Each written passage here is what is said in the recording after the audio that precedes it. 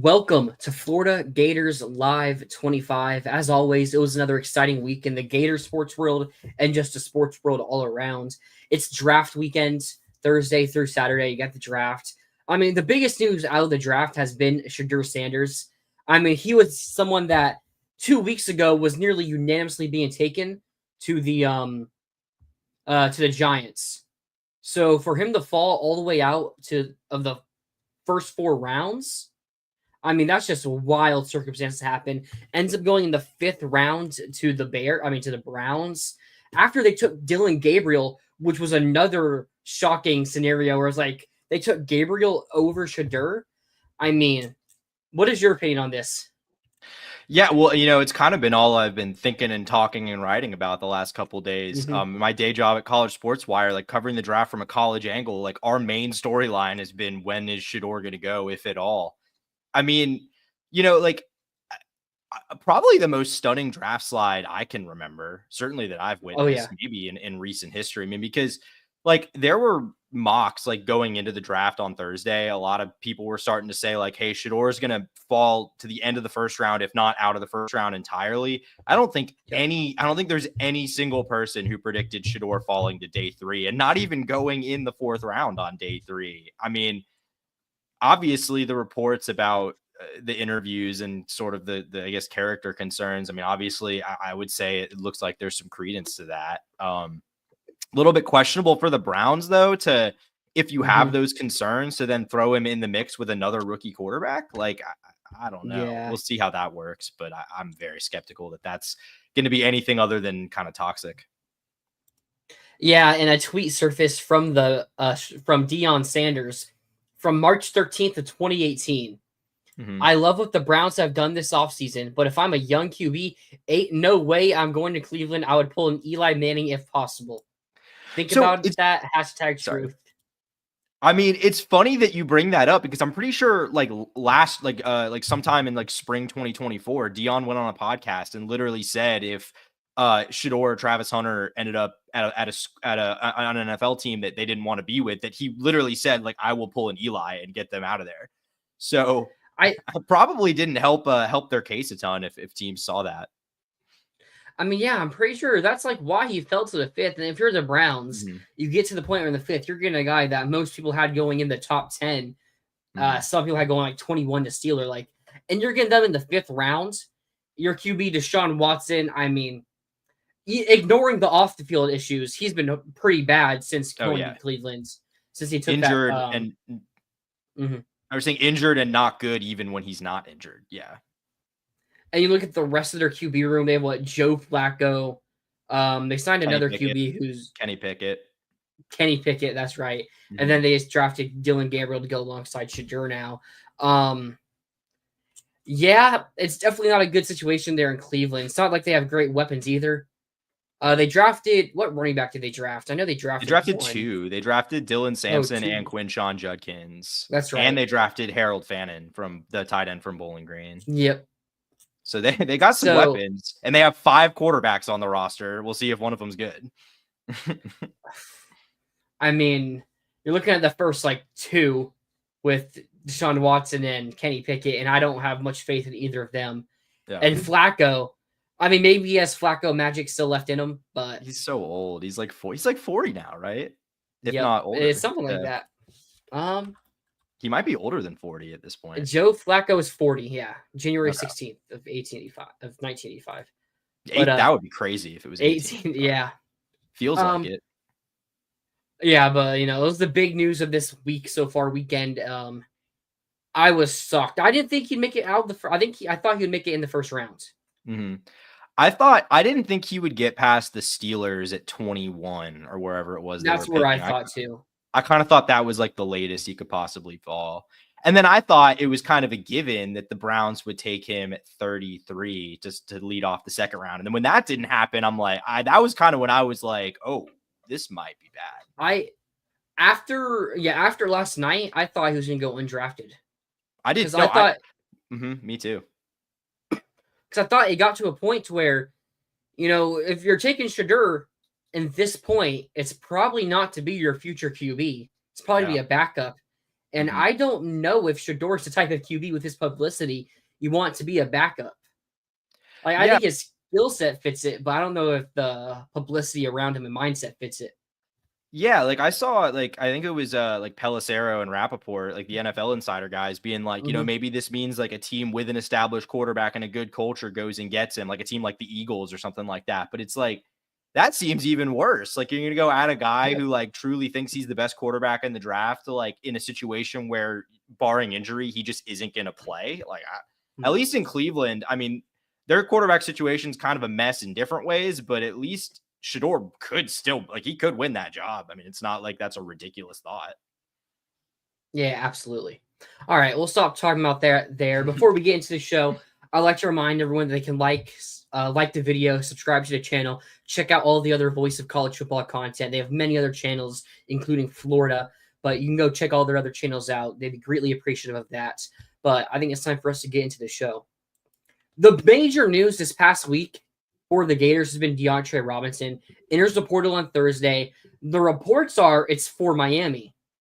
But then earlier today, he ends up committing to North Carolina to go play under Bill Belichick. I'll start talking about Miami real quick because they also missed on the kid from USF.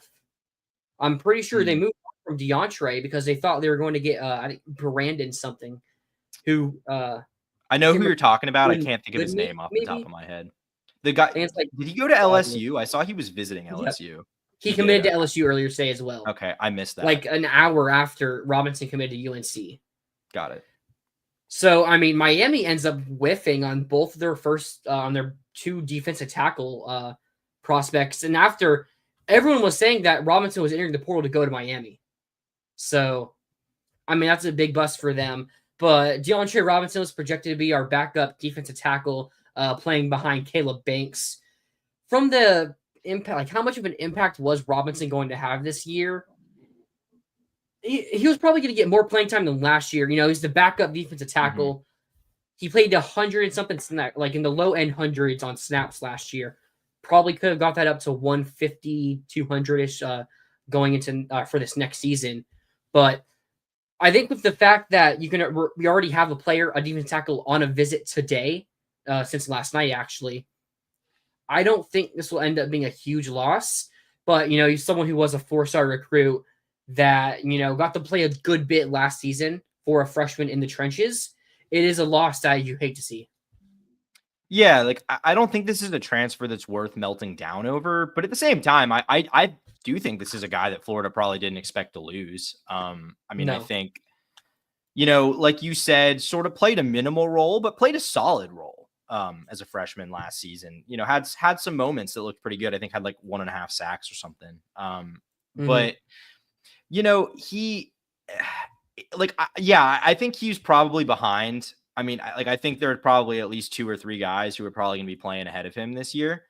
But at the same time, like this is a position where you have very minimal depth at this point. So, I mean, again, I'm not going to do like the sky is falling about this because like you said, like they're actively recruiting defensive tackle transfers as we speak. So they recognize the need there. I think, we talked about on the show last week, I think before Robinson went in the portal, we were both on the same page that, while defensive tackle is maybe the area where you would like to get an impact player the most, that we kind of both thought the DBs were like the number one area that needed to get a guy. I think it probably switches back to being the defensive tackles now after losing DeAndre Robinson, just because you really need another guy in there. Because Robinson, I think at the very least you could say was going to be competing for maybe a bigger role than what you were just kind of laying out, because there wasn't really, there weren't necessarily clear, outside of Cam Banks, there aren't really clear, or Caleb Banks, sorry, there aren't really clear starters there. Yeah. The reason why he's leaving, the report is because of NIL. He wants more money. And the thing is, number I've heard is starter money, which he's just not going to be. He's going to be competing to be a backup. Looking at North Carolina's depth chart, they're currently projected to start a guy that had 1 tackle last year. So I feel like DeAndre Robinson is pretty, I'm not going to say locked in to go start at UNC, but if this website is right about their depth chart and the guy they're currently projected to start only had 1 tackle, I would be pretty shocked if Robinson wasn't starting for North Carolina. And I mean, that's just the thing with the college football world all around. Go look at Georgia; they're losing their backups to go start at like Purdue's and other lower Power 5 or Power 4 schools. And it just happened to us with DeAndre Robinson. Don't really think it's something you could blame Billy Napier or anyone on the staff for. It's just something that happens, and we're already trying to make up for it as we have. Let me get his name. Brandon Betts, who's currently on a visit, was a Baylor player. 2023 is a true freshman, played over 200 snaps, had a PFF grade of like 62. I can't remember off the top of my head, but Brandon Bett, I think you're bringing it. The reason he didn't play at all in the 2024 season, the reason for that I hear is because he was academically ineligible, or he played in their bowl game, I think. Yeah, he played against LSU in their bowl game, so he did play a little bit. My question is, if he was academically ineligible at Baylor for nearly the entire season, can he get into UF? Yeah, I mean, I would think it's one of those things where so it looks like he did play in the bowl game. So against got LSU, right? So he got yeah.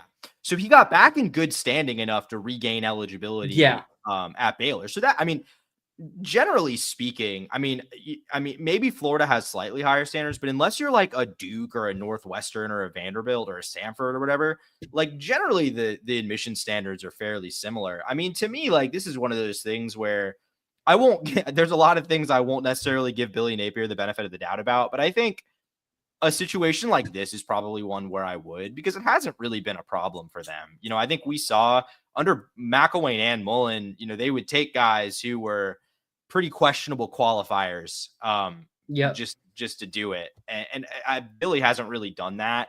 So if he's someone that we're like actively pursuing, I have to imagine they don't think it's going to be a problem. And they don't, not only do they not think it's going to be a problem in terms of him getting into Florida, but they don't think it's going to be a problem in terms of, impeding his eligibility in the future if he does come here. Absolutely. If your question how good this guy can be, here's a quote from Aranda. He was asked, "It's early, but who have you seen take a step from last year and excel out there today?" Aranda, there's good things defensive line wise from Bama. Brendan Bett, I thought he looked really good. I thought our corners. So I mean, yeah, the first player he mentioned when talking about players stepping up going into the 2024 season was Brendan Bett. He's someone I hear Baylor hates to lose. They did not want to lose him into the portal. I think you can make the case he, on paper, could be an upgrade from Robinson. Robinson probably has the higher ceiling, but from what we've seen from Bett, playing 200 snaps, he had a higher PFF grade in his freshman year than Robinson had last year. There's also been some reports, now this is not my word, that Robinson was a bit lazier in practice, like not necessarily a great culture guy that we'd like to see at UF. So that could also be another reason that they didn't really want to fully give him more NIL money, because maybe we could have met somewhere in the middle with him that got him to stay instead of going for the full starter money, but, give him a little bit more to stay. But I think there is a scenario where Bett could be better for us this year than what DeAndre Robinson could have been. Yeah.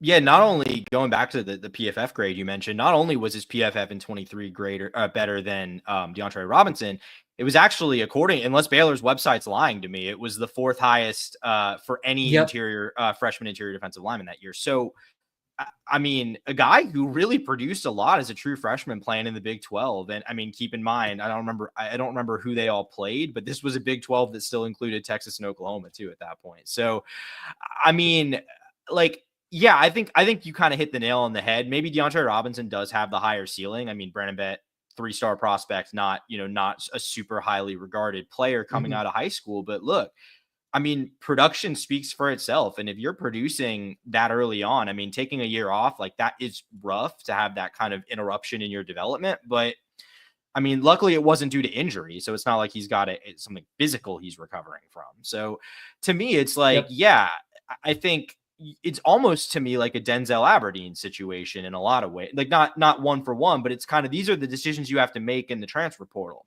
Like you have a player who's really good that you don't want to leave, but they're asking for probably more than their market value is, or at least their market value in your mind. So you got to be like, maybe we can get, spending a lot less money. Maybe we can go get a guy like Brandon Bett who, similar levels of experience, probably more productive. And if we can do that, and that opens the door for us to go get another position of need, like a defensive back or something, then, that might be the right call. Yeah, looking at Baylor's 2023 schedule, they did play Texas, who was number 3. They made the title game that year. Or no, they lost in the semifinals that year. They played number 12 Utah and number 25 Kansas State. Now that was a 3-9 team. So it's not like they were great, but I mean, they played some tough teams, and if he had solid PFF grades, it's against some decent competition. Also interesting, they played Long Island that year. So Bet has experience against our first week opponents. Maybe that's why we're bringing him in. Yeah, get the scouting report on Long Island from 2 years ago. Yep, that's exactly what we're doing here. But yeah, it's like it's not the worst loss in the world, but it does suck to happen. Someone that we were really happy to get that originally committed and signed with Texas, but then the Texas D-line coach left for LSU, so he was able to get out of his last year letter of intent and came to Florida. We finished second on his list before he committed to Texas, so pretty nice to get there back then. But overall, I don't think it changes the win total at all. Like it's not, it shouldn't be the difference in any game unless you're talking about a Caleb Banks injury. But getting onto injuries, it's like you could say that for any player on any team. Yeah, and the same is true for, we haven't even, Greg Smith was I would say an even less impactful loss to the position group than this one. And you could say the same for DBs. If any of those starting DBs get hurt, you're in a pretty scary spot pretty quickly there. Yep. So it just is what it is. This team isn't, I think we're getting to the point where the top end talent is competitive with some of the better teams in the SEC, but you don't have years of elite recruiting where you've been stacking depth. And that's just harder to do in general with the transfer portal now. So yeah, Florida's just not at the point yet where they can handle a guy like Caleb Banks getting hurt, but that's true of a lot of teams that should be pretty good this year. Another name I'll mention, or names I'll mention behind DeAndre Robinson. You had Jeremiah McLeod, true freshman, coming in. Georgia was hitting crystal balls to flip him before on signing day, so he still ended up coming to Florida. And Joseph and Bachu, both of those guys were 4-star defensive linemen, around the same rank that DeAndre Robinson was, and they could play similar roles that Robinson did in his freshman year. Yeah, I think that is maybe the wild card here is do you think some of those true freshmen can come in and make an immediate impact? Because if you believe in guys like Jamari Lyons and Mekhi Barrow and those, and those things, and you believe that the freshmen can come provide depth, then, maybe this isn't the biggest loss. But I do think getting a body like Brandon Bett would be a really nice pickup. And I think make me feel a lot more confident in that position group. Absolutely. All right, move on from that. I'd like to tell you guys that you can follow the Voice of College Football on Twitter and on Instagram. It's just at the VOCFB. Both of those places, they're releasing a lot of footage of current draftees. I know they released Mason Graham. They're probably doing some stuff with Shadur Sanders and Travis Hunter, knowing that's all over social media right now. So go follow us on Instagram and Twitter. You can also follow us personally. I know Tyler Natuno posts more on Twitter than I do. So if you want to go follow him, you can also follow me if you want to. It would be greatly appreciated. All right, let's talk a little bit about Gator players in this NFL draft. The first time since 2012, the Gators didn't have a player drafted in the first 2 days. Is this a worry for you? Not really. Honestly, Ricky Pearsall was a day one guy last year from a worse team. It's not ideal. Florida's had some rough teams over the years that still had guys that were capable of being first round picks, day 2 picks, but it is partially the spot Florida's at, just in terms of the team. It's a pretty young team overall. And, the guys that you lost, the veterans that you lost are, most of them, Shamar obviously was a guy that Billy recruited. Jason Marshall was not, right? Billy did not recruit Correct. Jason Marshall, did he? Yeah. So like it was the year before. you're losing older guys you didn't really recruit. And I mean, like not to disparage Jason Marshall, because I think he ended up becoming a pretty fine player for the Gators. But I mean, obviously those losses aren't that major if they're, seen as 5th round picks. So I mean, I think you'll see a lot more guys go early next year if things go to plan. But to me, it's more of, and I mean, I'll take any opportunity to be critical of Billy if I think it's fair. But I think this is much more a function of just when you look at who Florida's best players are, most of them are not in draft position yet. Yeah, I think this is more indicative on Dan Mullen's recruiting to end his Florida tenure.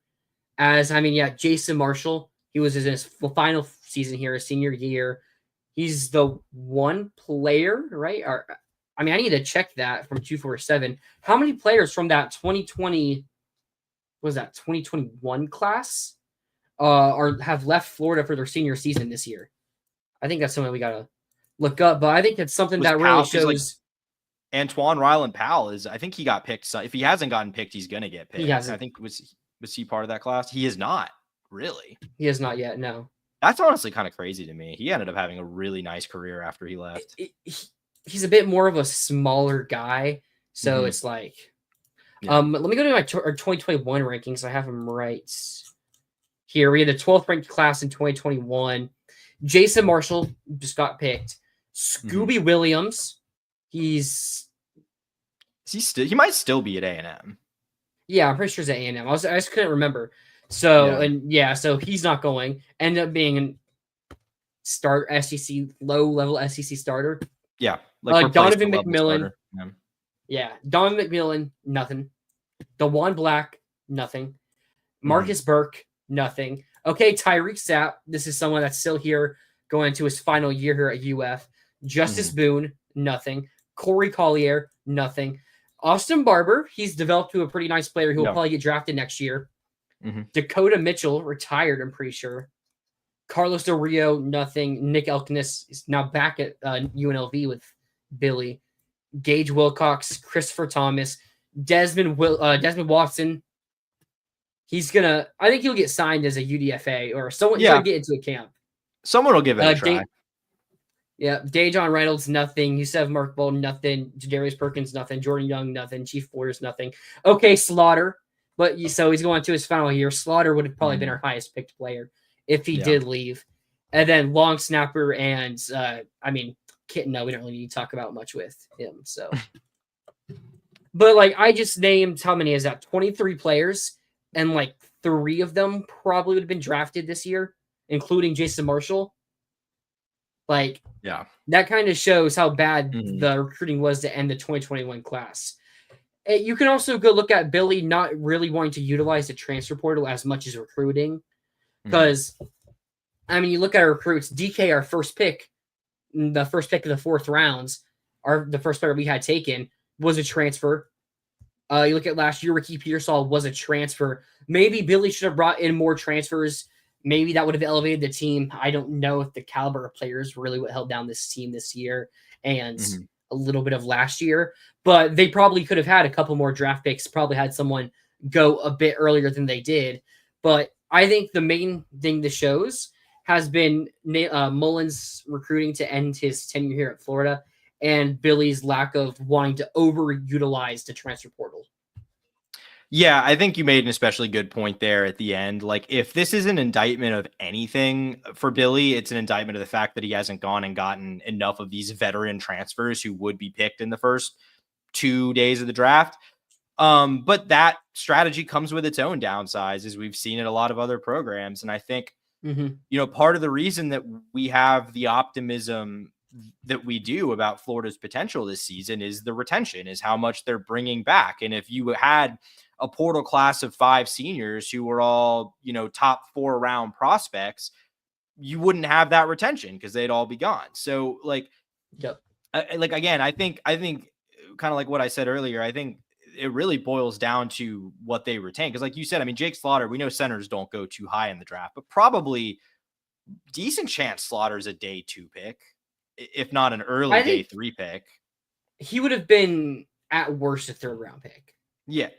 I mean, yeah, I could have seen him slide into like 4th just because he's a center, but I mean, he would have been probably a top 3 center in the class. Yeah, there have been other centers taken, so yeah, he would have been gone by at worst the 4th round, but I think he would have gone 2nd or 3rd.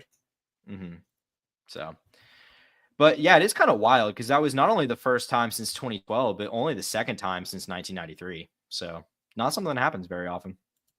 No, it is not. We'll talk about who's been taken and where so far. The first Gator off the board, as you mentioned, was the first pick of the 4th round at 103. Chimere DK ran a 4.3 4.40, and that's kind of what boosted him up to be here at this first pick in the 4th round. If he didn't run that 40 and have a really good combine, then he probably might not have been picked yet or been picked way later. But he had a really solid pro day and combine, really boosted his stock. Going to play with Cam Ward, rivals there, Miami to Florida connection now. But happy for him. Nice to see him get picked pretty early on. Other guys so far, Cam Jackson was the 2nd pick of the 5th round, 140th overall to the Carolina Panthers. He now has to go play with Princely Manamilian and Trevor Etienne, who also both went to the Panthers. So that's not a good look there for him. Rumor going around, it was Caleb Banks that threw out Trevor Etienne's mouthpiece, not Cam Jackson. Now, if it was Cam Jackson, maybe it gets a bit awkward there. Then later on in the 5th round, the 13th pick in the 5th round, 150th overall, Jason Marshall went back home to Miami from Miami, going to go play for the Dolphins. Someone that probably also could have been picked on day 2 in like the 3rd round if he hadn't got hurt in that Kentucky game. Really, his last 2 years before his senior season were like pretty bad, especially 2023. So you only get like 5-6 games, whatever it was, of him healthy, of him actually looking like a corner who's worth that first 2-day pick. And then he gets injured. So it's a risky thing to take someone who hasn't really looked that great. And he has that injury to deal with. And then 2 picks later, 152 overall, the Dallas Cowboys selected Shamar James. I was happy to see Shamar leave because I think we have more talented players below him. But I was happy he didn't go to the transfer portal because now he's just fully a Gator. And he ended up getting drafted. He'll get his chance in the NFL, so we can fully cheer for him. And there's a new pick, Chris Paul missed Omas. Okay.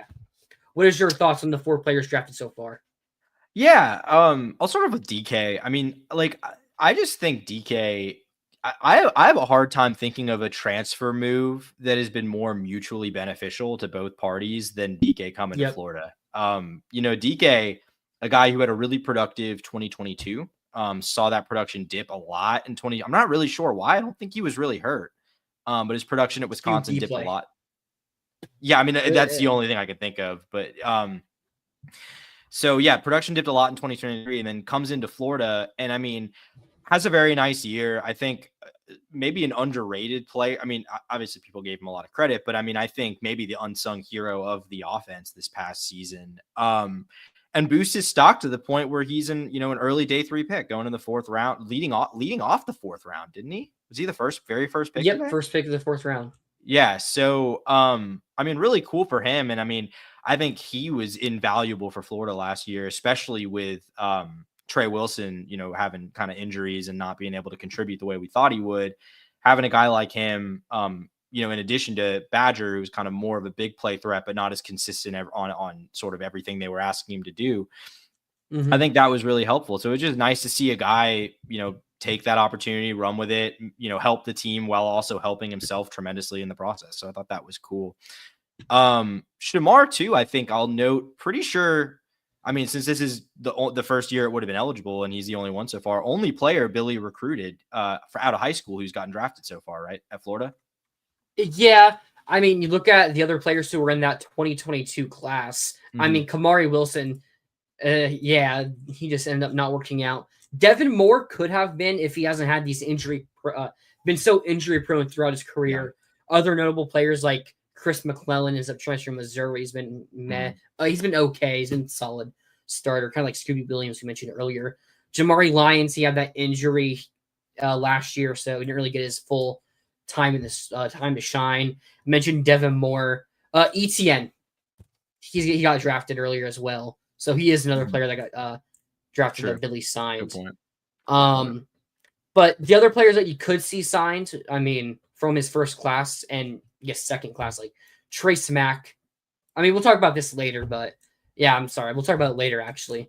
But yeah, only 2 players that Billy has signed have been drafted so far. But he only had like a week and a half before national early signing day happened. And the big players he got were Devin Moore, Kamari Wilson, and Shamar James. And Kamari Wilson just ended up being a flop, unfortunately. And Devin Moore has had such injury problems, but I mean, when healthy, people talk of him like he could be a first-round player. Mm-hmm.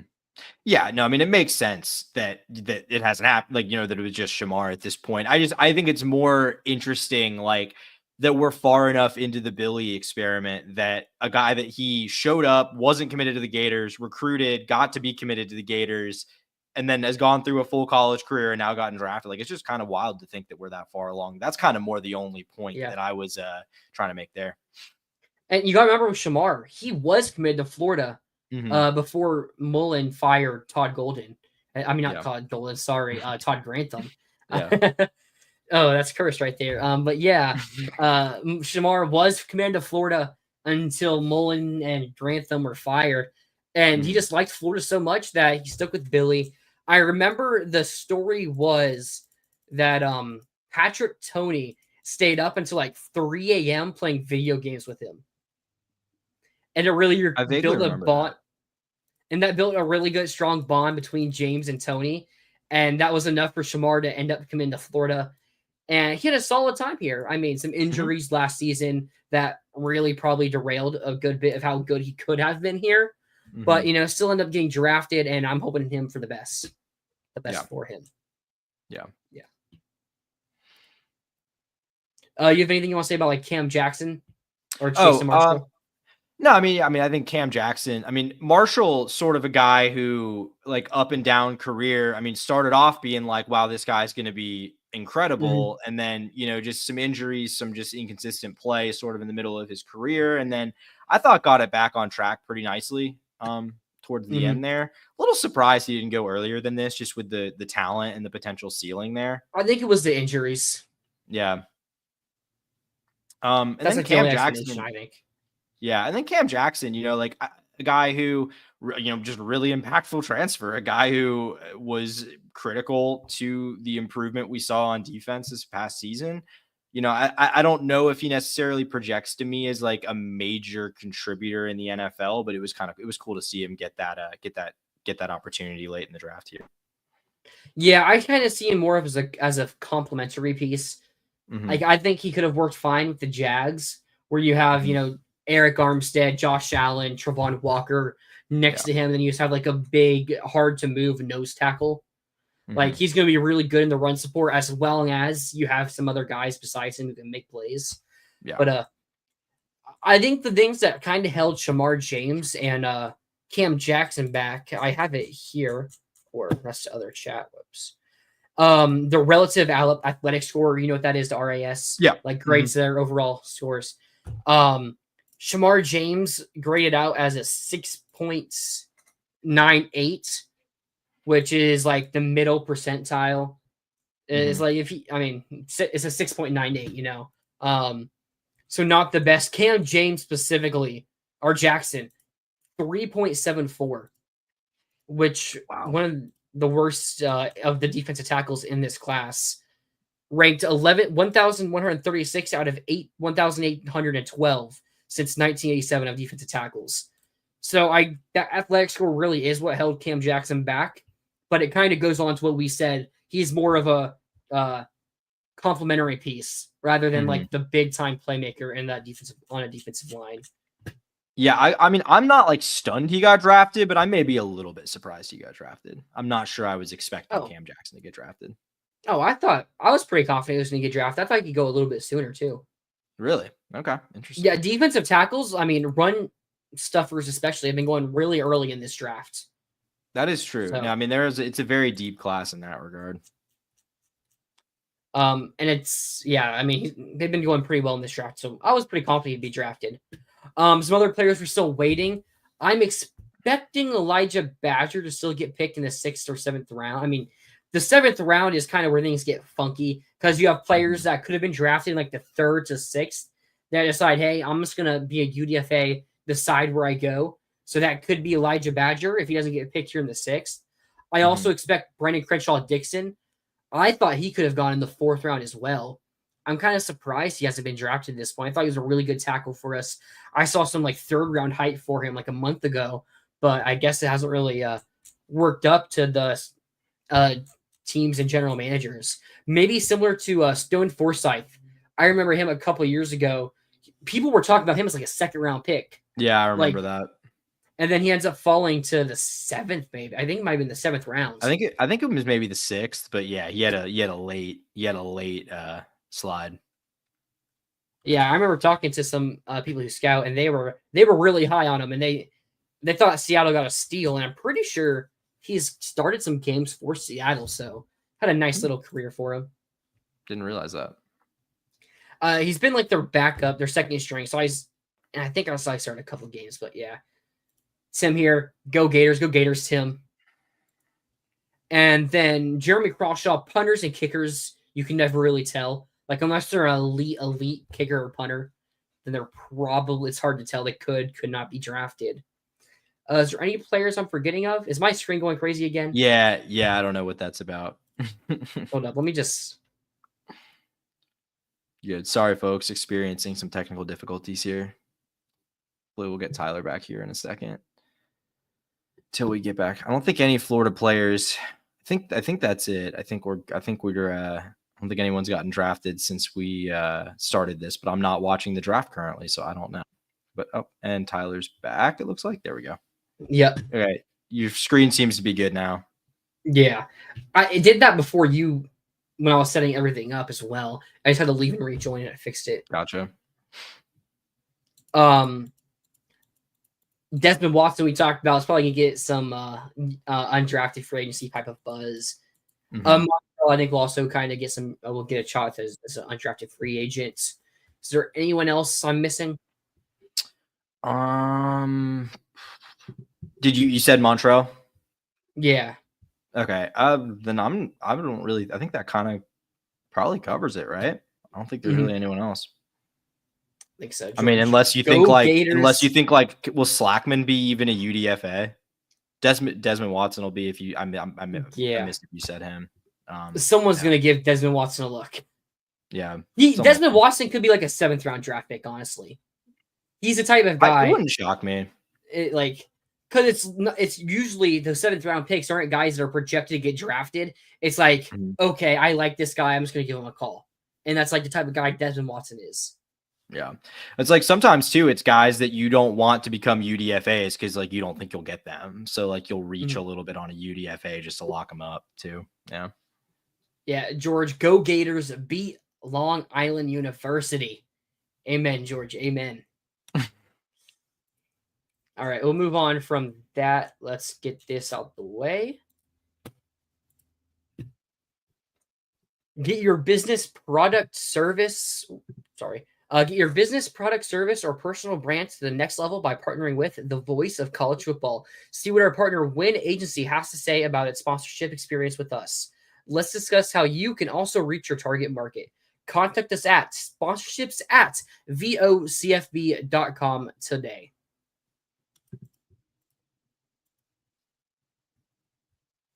George, I just take it game by game. That first game, you're just going to be... You still got a couple months there if you're going game by game. So, I mean, you're going to have a lot of talking about that first game. Are you going to say this every week here, George? A lot of Long Island discourse for the next few months. I mean, yeah, that mobile QB doesn't have anything on us. I think Miles Graham has us. Our Darius Childs is going to lay a big hit out on him. I mean, how much are we going to really break down that game? I guess. I mean, I hope not too much. Like, if there's a lot to talk about from that game, that's probably a bad thing. For one reason, it could be a trap game. I want to keep everybody focused. I mean, you compare it to every opener we've played since 2022 in Billy's first year. Utah back-to-back and then Miami.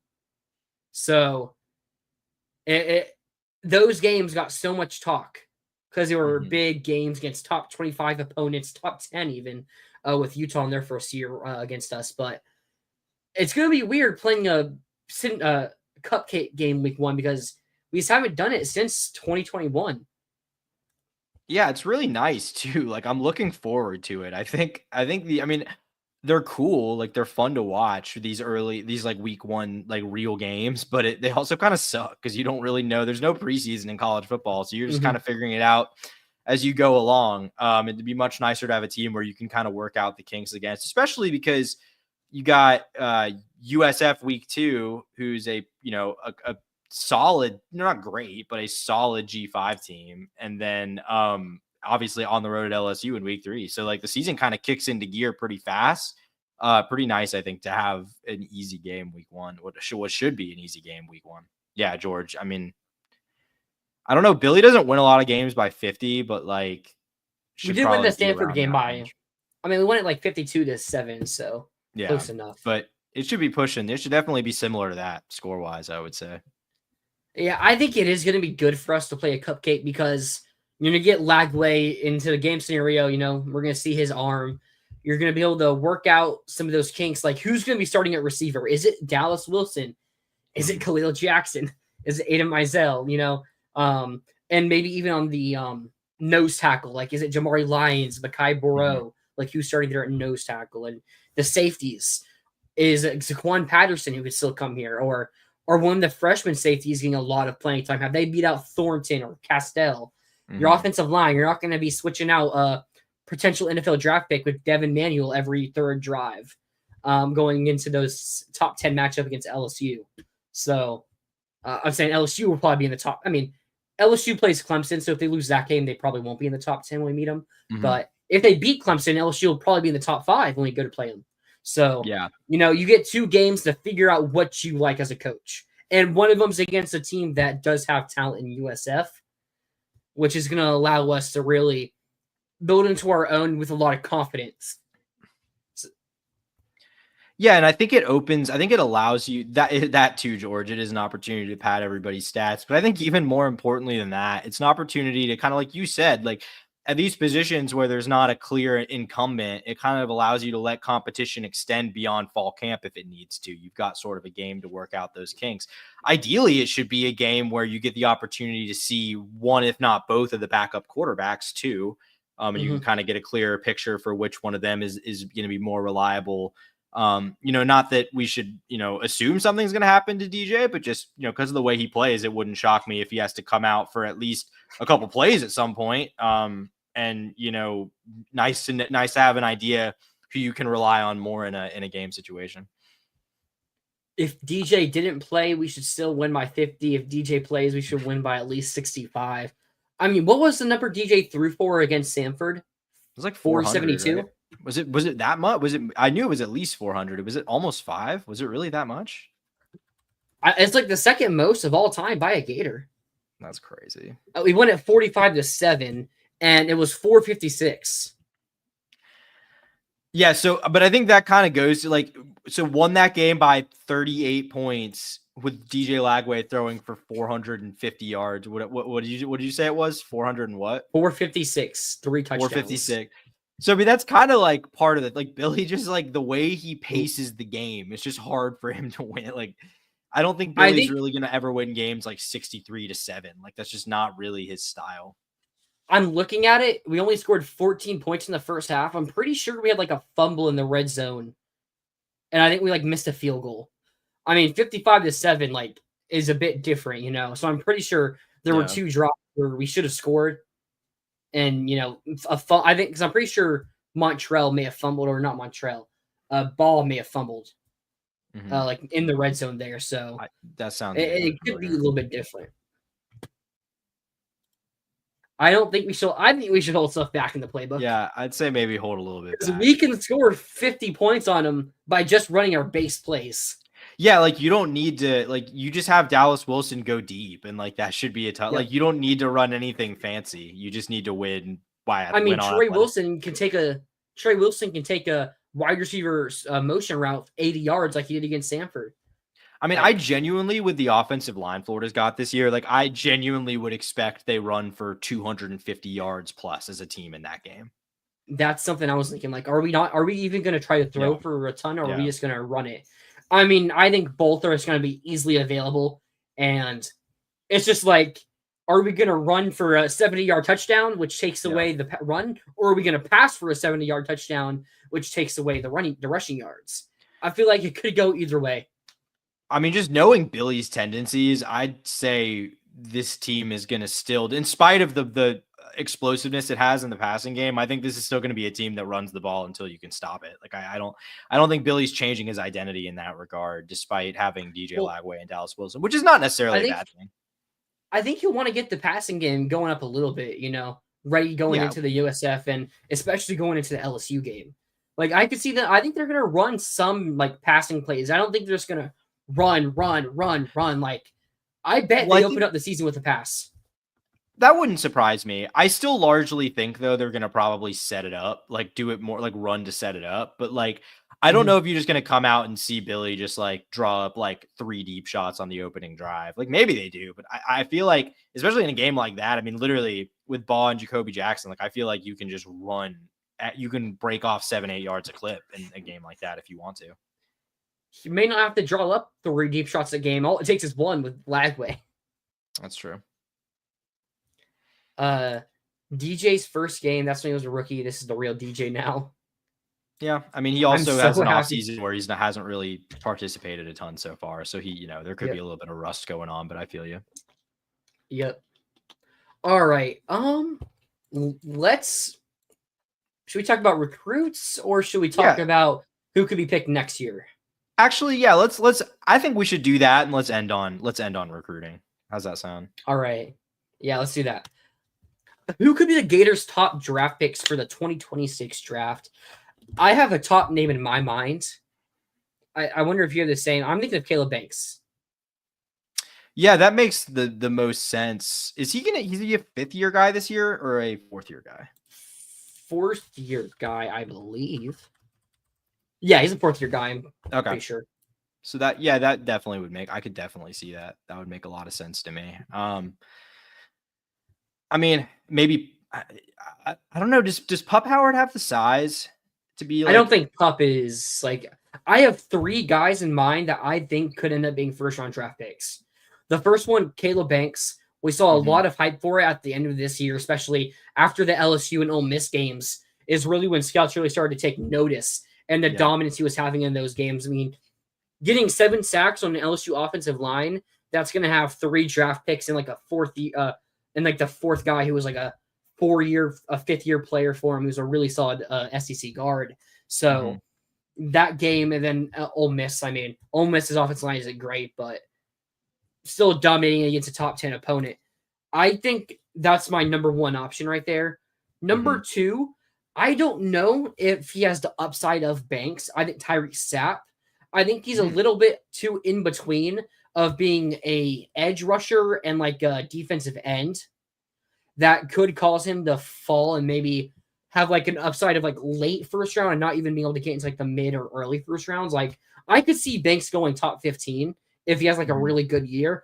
I don't think Sapp could go higher than like 27th, but I could see Sapp going like 30. I can see him going like 28, 29.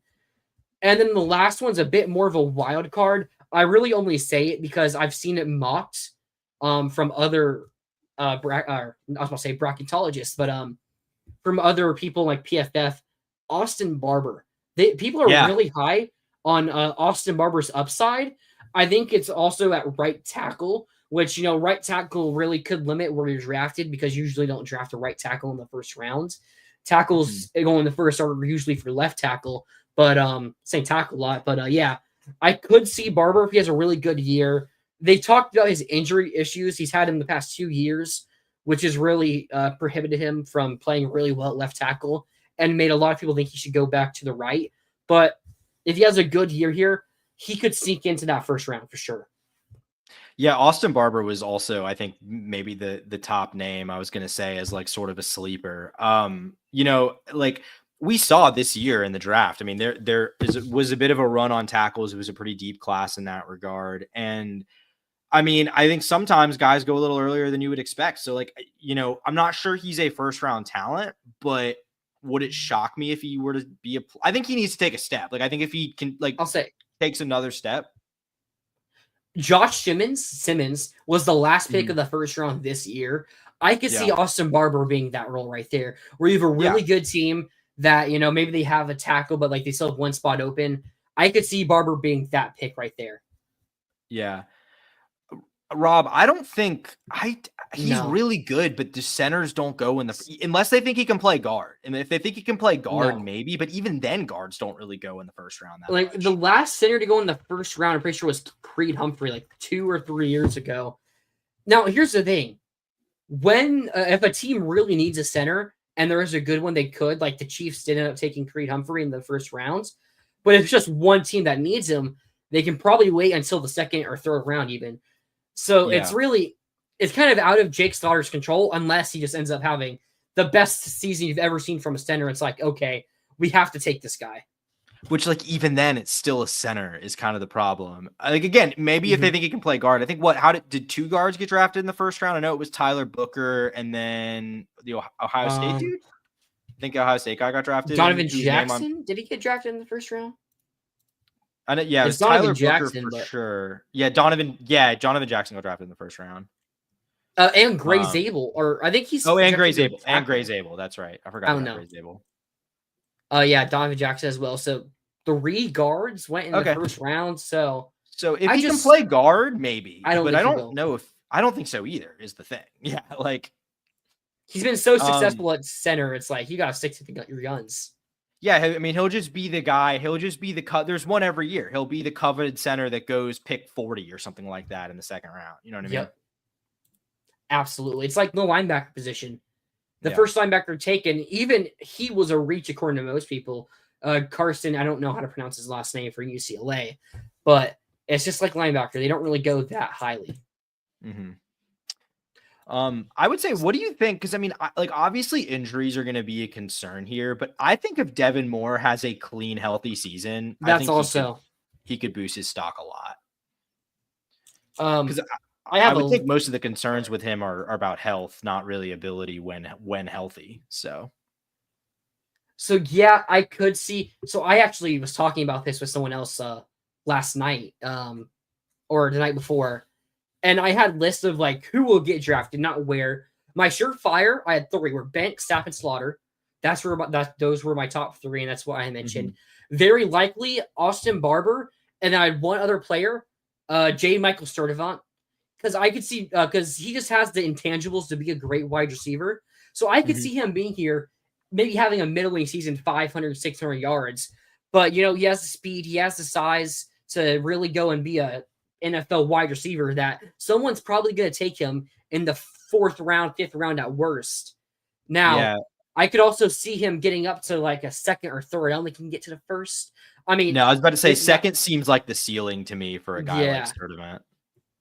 So that's like where I probably was my next guy. But you go to Devin Moore. I mean, we just talked about him a little bit ago, saying that if healthy, I know people that think he could end up being a 1st round corner. Because he has the speed, he has the physicality, he has good size. He really has everything a corner needs, except for the fact that he's getting injured every single year. And nearly every single week, it feels like he's getting injured. If he can stay healthy, like I don't think if he gets hurt at all, like misses 1 or 2 games, I don't think there's any chance he can go in the 1st. Yeah. Like, even if he has a really good season. Well, who was the corner? There was a corner from Virginia, Caleb Farley. He was a corner for Virginia Tech who, like, 2 years ago, ended up being a 1st round pick. People were talking about, like, maybe the best athlete in the class. I think he went, like, in the late teens or 20s. And the big question was, he's just injured every single year for Virginia Tech. So, and I think he went to Miami, maybe. And he hasn't really done anything because of injuries. Yeah. So teams are going to look at that, and that could hold him back. And truthfully, like, I agree. I think if there's any injury problems next year, that ship is probably sailed. But, like, to be honest, it's possible it already has. Even if he has a clean, healthy season, the injury history would probably still be an albatross around his neck. It's just a question of how big of an albatross it would be. And just given the way the NFL guys handle these things, I mean, we saw Will Johnson, who was maybe from a pure talent perspective the best corner in the class outside of Travis Hunter, fell all the way to the second round because he's coming off a ACL injury, I believe. That sounds right. And yeah, so these injury things can obviously tank an otherwise really good prospect, and Devin Moore's had a lot of them throughout his career. But yeah, I mean, I think if he comes out and plays in every game and doesn't have to come off the field in those games and does it at a, second team all SEC level or something like that, then yeah, absolutely. I could see that happening. Now, the next list of guys I had were probably, so I had the surefire with Banks, Sapp, Slaughter, likely with JMS, Barber. I had more under probably. It's just injuries it's tough to say with injuries. The next guy I have that I think probably, I'm pretty confident he'll get drafted. I don't think he's the highest ceiling, Damian George. I think Damian George is smaller. I think he's a good, his scheme fit is some teams going to really like him. I think he can go in that 4th or 5th round, maybe 6th rounds. I feel confident he gets drafted because he's solid, but he's not going to be a high level player. He can be a good player for a lot of teams. So he's next. I feel comfortable he gets drafted, but I don't think he's taken too high. The next 2 names I talk about are 2 names who last year, I don't think a single Gator fan even knew who they were. George Gums. George Gums, really good size, pretty good speed, actually. We're going to see him more off the edge this year, which probably will determine how high if he can get drafted. We don't really know how athletic he really is, because I've seen people say that he could just be a really good scheme fit under Ron Roberts that allows him to play really well at his position. But if he comes off the edge this year and has a really good year, I think he's someone that could just shoot up draft boards. Because again, I talk about his size and his speed. I mean, he's someone that could probably get up to a 2nd round pick. Yeah, I mean, I'm curious to see especially if he kind of specializes a little bit more as a pass rusher this year, because I think my only concern with Gums is he almost feels like maybe a little bit of a tweener to me. I'm not sure if an NFL teams would view him as a pure edge rusher, but maybe if that's the emphasis this year and he goes out and gets 7.5 sacks or something really good, we might be talking about, we could be talking about that with him. I think, sorry, I'm trying to remember who you talk about that I wanted. Oh, Damian George. Yeah, he feels exactly to me like the kind of interior offensive lineman that goes in that early day 3, exactly like what you said. He's kind of the prototypical player there. Nothing's going to blow you away from a measurables or a testing standpoint, but very experienced, very solid. And those are kind of the guys you look for with what are going to be depth and maybe even fringe roster spots. All right. Has anyone gotten picked since we talked about this? No, I'm keeping an eye on it. It's because the round ended, so they went a 10-15 minute period without anyone being drafted. Gotcha. Okay. So they've now done. Let me check. I have it right here. There's been 1, 2, 3, 4, 5, 6 picks, and they just went to commercial in the 6th round. A kicker just went, the Miami kicker, to New England. So gotcha. Well, I got a text. There goes your boy, and I don't know who it's referring to. I don't know if it's referring to a Florida player or somebody else. Before the kicker was Kyle McCord. JJ that's McCord, because I've been saying this week I'm kind of Kyle McCord pilled. I like Kyle. He went McCord to Eagles. He went to the Eagles. Quarterback. Ooh, I like that a lot for Philly. I like McCord as a starter. He's from some big names. He's from Philly. He's from Philly. I'm pretty sure now that I think about it. Oh, there's actually been some big names here in this round. Dorian Strong, corner from Virginia Tech. I remember there was talk about him being a 1st or 2nd round guy going into the year. Ollie Gordon went to Miami, and the 3rd pick of the 6th. JJ Pegues to Vegas.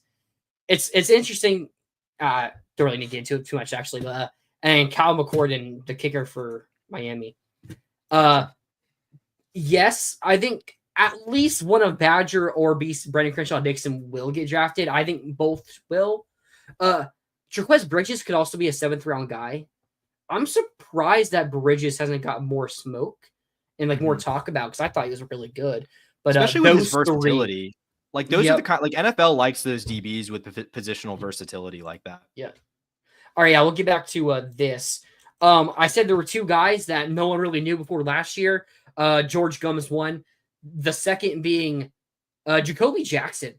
I mean, we saw it in the spring game. We saw it last year when he played, average nearly 6 yards a carry. I mean, Jacoby Jackson looks really good. He's a downhill physical runner, but he also has really good speed.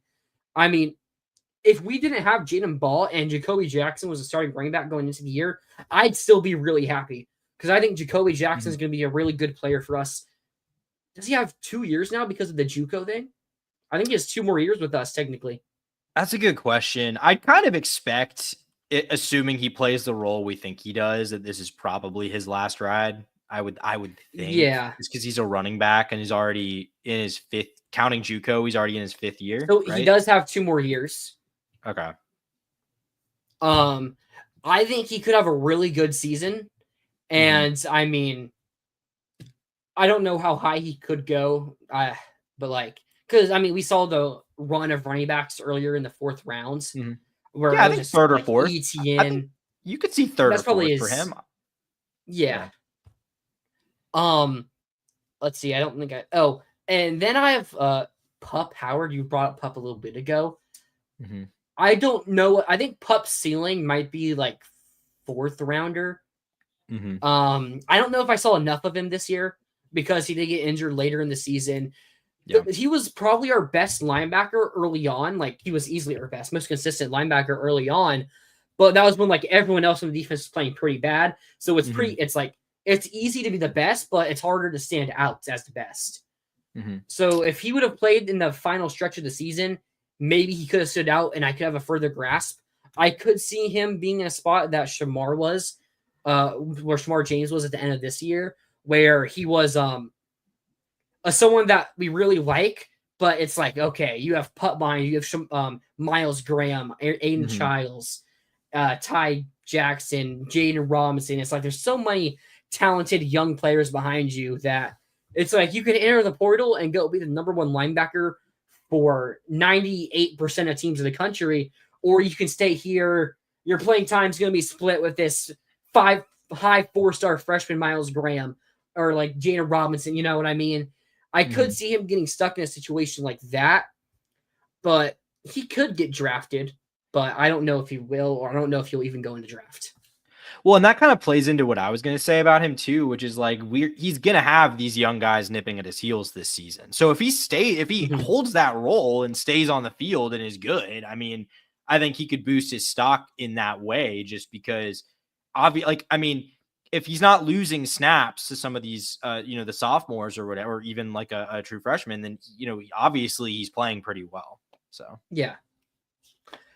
All right. Then I have 2 players, really talented players. I have listed them under the category. They won't be here next year. Now, they're not seniors, but they're players that I don't see them being here as a Gator next year. Trey Wilson, because I think it's going to go one of 2 ways. He has a really good season and is like a 2nd or 3rd round draft pick, kind of like what was his name for Ole Miss a couple years ago? Elijah something. Elijah Moore. Yeah. Right. Elijah Moore, that's right. Yeah. It's like he's gonna be a slot receiver that has a really productive season, but slots don't have that high of a ceiling in the NFL like that. But he's gonna be someone that's really exciting that people are gonna fall in love with, and he goes in the 2nd, maybe early 3rd rounds. Or he's going to get injured. They're just going to do a lot of gimmick plays with him that don't really do anything. And he ends up transferring to Eugene, Oregon. Agree. And then the 2nd player I have on here, Jordan Castell. I mean, it's kind of the same where it's like, we haven't seen really that much good from Castell. We saw it at the end of the year. He played a bit better. Like the Ole Miss game in LSU, he played all right in. And then, against 2 worst passing teams, he played pretty good against Tulane and FSU. But with Jordan Castell, it's either he has the size, he has the physical tools to be a guy that he's 6'4", pretty good speed, someone that could end up being a 1st round safety. Like at his peak, I should say. But we've seen a lot of bad coverage from him here at Florida. His tackling is pretty good, I'll give him that. But it's either going to go really well for him, or it's just going to be like, okay, we have these 2 freshmen that have come in. They're bringing in more freshmen in the 2026 class that are pretty highly rated. Zaquan Patterson maybe even coming. He was also a top 100 guy. It's like, you just been a mess starter for us. It's time for him to transfer out and go to like a Pitt and be their best safety. So Yeah. Well, especially because with Castell, it's like if he's not playing at a high level, he's going to lose his job. Like I mean, we'll see if any of these freshmen are ready, but I mean, still kind of hope you're going to go get a transfer safety. Like there's guys here. Like he's not just going to stay on the field if he's not playing well. So yeah, I kind of agree. I think he's either it works and he probably has the talent and the ceiling that he goes and is a day, probably an early day 2 kind of pick in the draft, like maybe early mid day 2, or he loses his job and is portaling somewhere else. Yeah, I think it's hard to see like a middle ground where he stays and starts the whole year but isn't like great. Like I don't know, it's hard to foresee that. And that's just when he transfers out. I mean, how much are you going to rely on freshman safeties? Like it's a lot like this year where it's like you're not going to put Greg Smith in over him because it's a true freshman safety, even when Castell was playing pretty bad. But like if he's struggling, I mean, who knows where Lagonza Hayward and like Hilton Stubbs are at? But like I think if he's struggling, safety is like of all the positions you can play as a freshman, safety is kind of one where it's more doable than most. So it wouldn't shock me. I mean, I don't think that's going to happen. And I think Castell will probably hold down the job if I had to bet, but I'm just saying, yeah, well, you'll see what happens there. Steelers finally took their QB, Will Howard. They did? They took Will Howard? Yeah. Okay. He's from Western Pennsylvania too. So that 2 local quarterbacks for the really? Steelers and Eagles. Was he? Let's see. Yeah, from Downingtown, West Pennsylvania. So literally from West Pennsylvania. Yeah. Wow. Okay. And McCord, I'm almost positive McCord's from Philly too. McCord. Okay. Getting back to these comments here. Let's try to play the Gators. Oh, about DeAndre, I assume this is. Yeah, I mean, I'm guessing. This I forgot to mention as well. There was something on YouTube he posted that he immediately had to take down. So. Oh, I missed that whole saga. I don't even know what that's about. Wait, if you know, he had it all planned out. That's why that band faked injury in the first quarter. So he faked an injury in the first quarter? I don't remember that at all. Yeah, I'm not going to post the next one, but yeah. Yeah, Rob, we talked about it earlier. Brendan Bett from Baylor both decided it's a similar level player production-wise, or higher production, less ceiling. I think Brendan Bett from Baylor is. Brendan Bett from Baylor. Wow, say that twice as fast. And he visited, correct? Just to clarify. He's on campus right now. Yeah, okay. He got here last night. Yeah, is there anyone else? Oh, I didn't mention. If Trace Mack plays like how even in the spring game, he had a 56-yarder kick. If he plays like how he's been playing since the Georgia game, where he's making 50-plus yarders every single game, he will be drafted. Have any gotten picked so far this year? I don't think so, right? Miami. We talked about it a little bit ago. Oh, sorry. Yeah. I already blanked on that. My bad. But yeah, if Smack continues to be nailing a 50-yarder every single game, he will get picked. Mm-hmm. I'm confident in that. So, yeah. Crawshaw could still theoretically also be picked in this year's draft. But no punter has been taken, and he's like the second or third best punter. So I wouldn't expect. Is he really ranked that high among punters? I never got he was fine. I never got the impression. I never felt like Crawshaw was like an elite punter, but I guess he's viewed that highly. Yeah, still kind of think he doesn't get drafted though. But yeah, I don't think he does either. I mean, and most of the time, punters you see in the NFL weren't drafted. I mean, punters especially are usually less often drafted. Unless you're the Jags and you take one in the third round. Should be taking the third round. That was Brian. It was a long time ago. It was like Brian Anger. Oh, Brian Anger. 2013 or something like that. Yeah. At least he's been he was a pretty good punter a little bit, He was one of the best punters in the league for a while. Yeah. So at least if you're going to take a punter in the third round, at least get an elite one. Yeah. Didn't we draft a kicker last year? Who was it? Was it the Michigan kicker? Cam Little from Arkansas, I want to say. That's right, Arkansas. Yeah, he was good as a rookie. Yeah, all right. Is there anyone else for the 2026 class? Harrison Bailey? No. I mean, unless you think Bryce Thornton or Dijon is taking some major league. I don't think Thornton go. I don't think Thornton. Well, I could see Thornton starting again next year. Yeah, I'm just talking about guys who are just talking guys who are even eligible for the draft this year. Yeah. Well, yeah. I mean, he could go. Dijon. I could see Dijon leaving. Wouldn't if he shock has me. a He would need a good good season. year.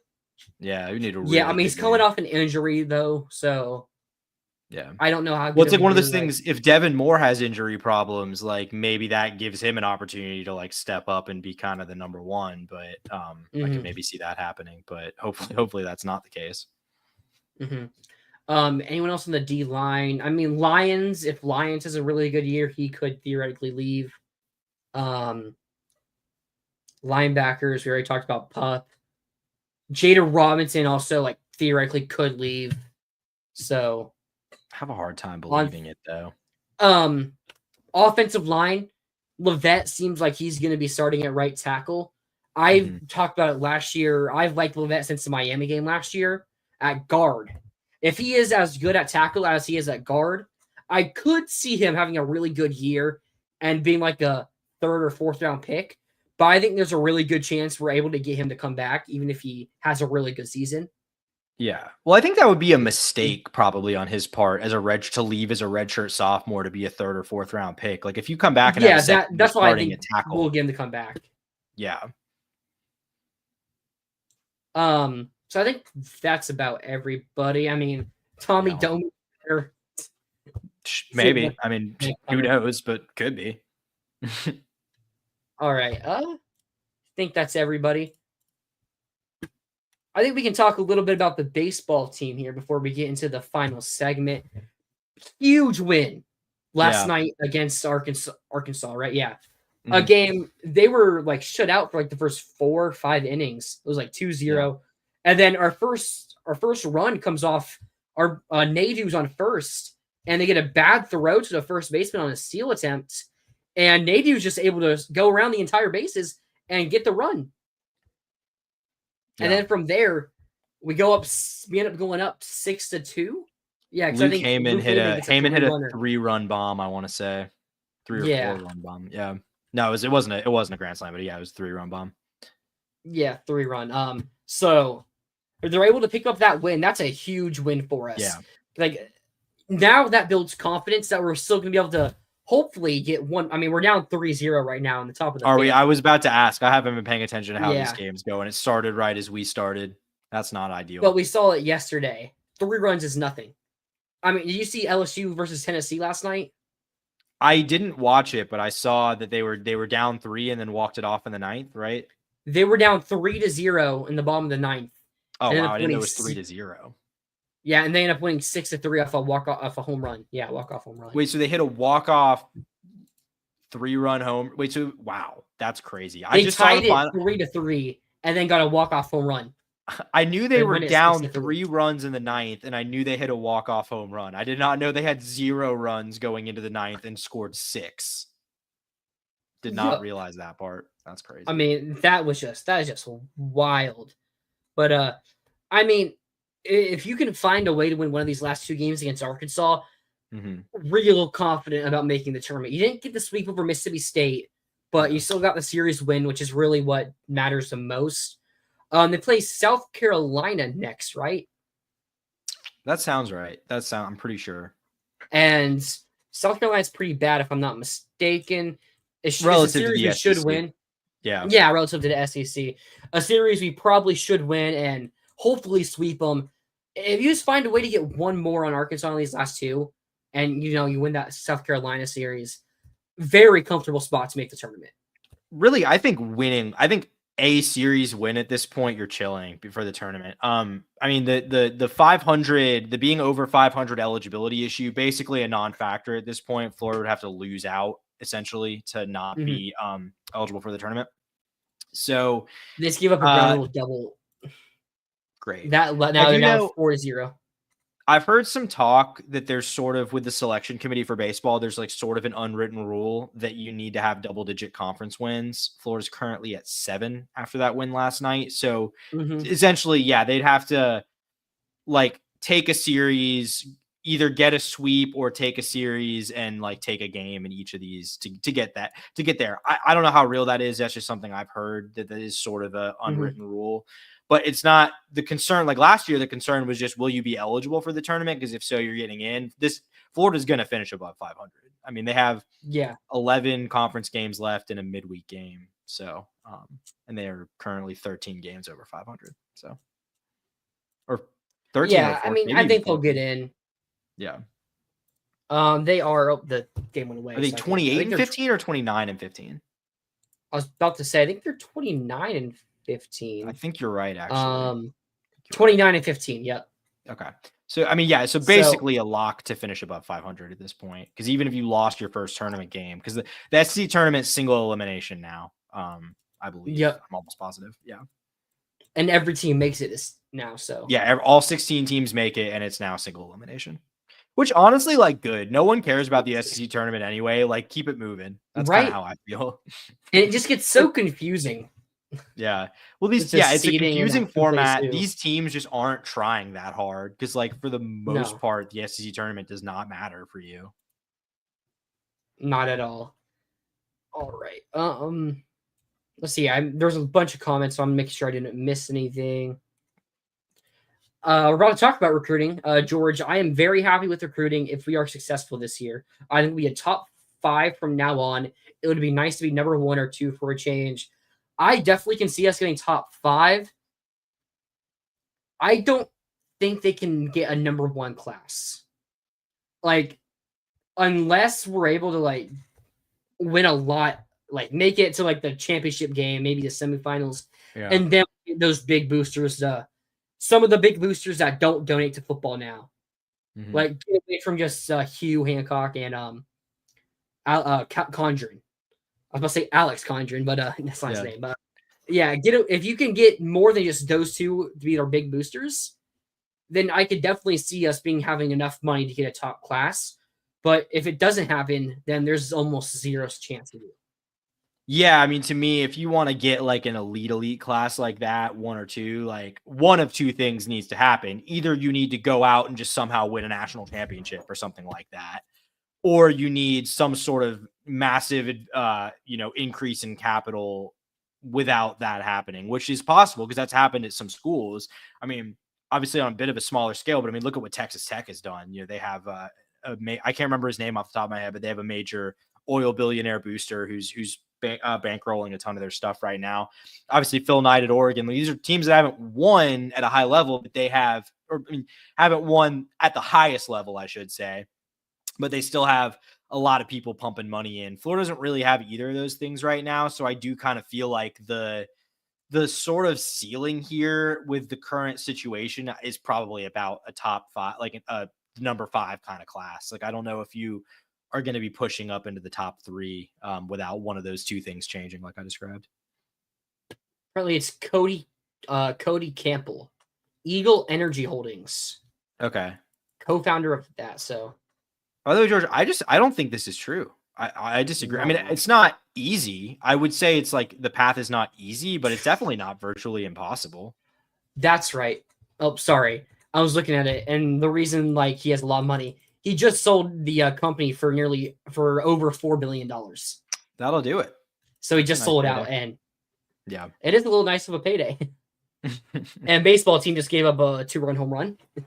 Excellent. They had 2 outs. 6-0 now. 6-0. Yeah. I mean, okay, whatever. Just throw the bat arms and go for the win tomorrow. Like that's all you can do at this point. Yeah, but yeah, no, I don't really agree with this though, George. I think the baseball team has a pretty good shot. I mean, they got to win a couple games that maybe are going to be 50-50 to they shouldn't, but I would not say virtually impossible. If they lose, if they win in the game tomorrow, it's virtually impossible for us to miss it.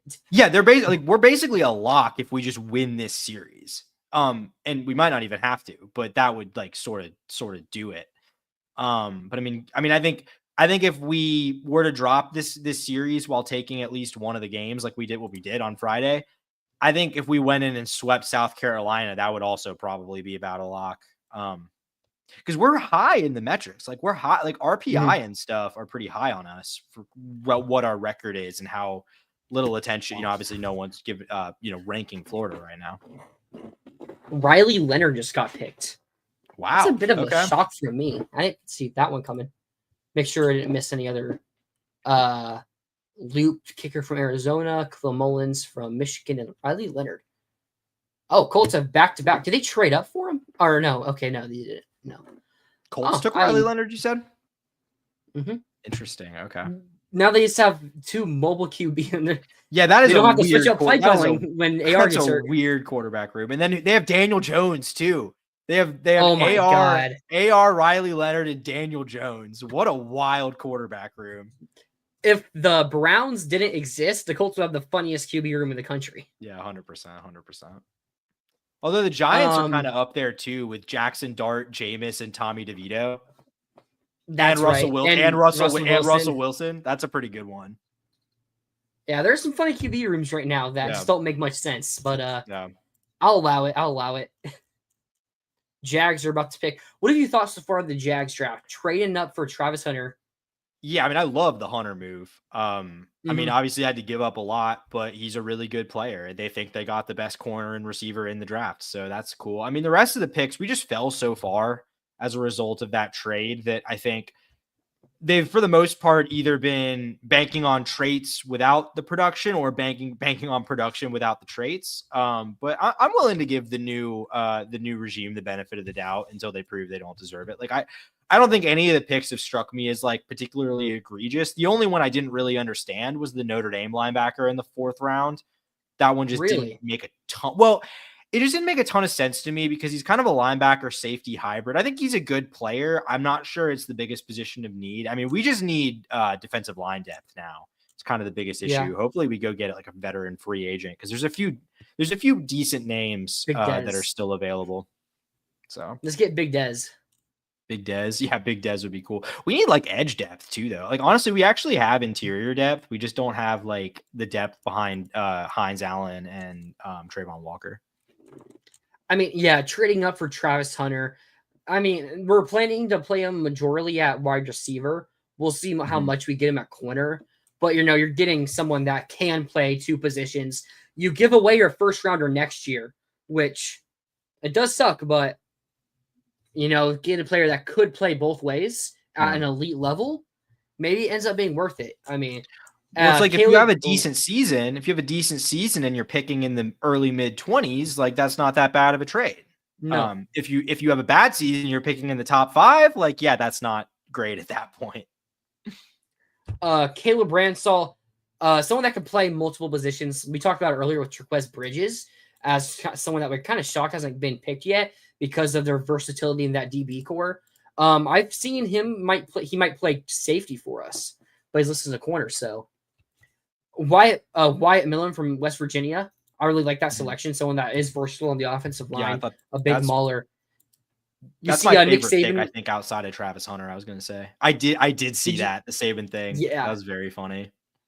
Yeah, Saban said he tried to tamper to get that kid in the portal every year. Yep. I like the Titan pick from Virginia Tech. He's a very fast player. I think he's going to work really well alongside of Tank Bigsby. The only thing that sucks, I mean, I love Tank. I kind of wish we didn't have Tank because then we would have taken Cameron Scadaboo. But matching up Scadaboo with Tank wouldn't really have made much sense. But, when you look at who you have already, I think this is a matchup that works really well going in. And you mentioned not really understanding the Kaiser pick.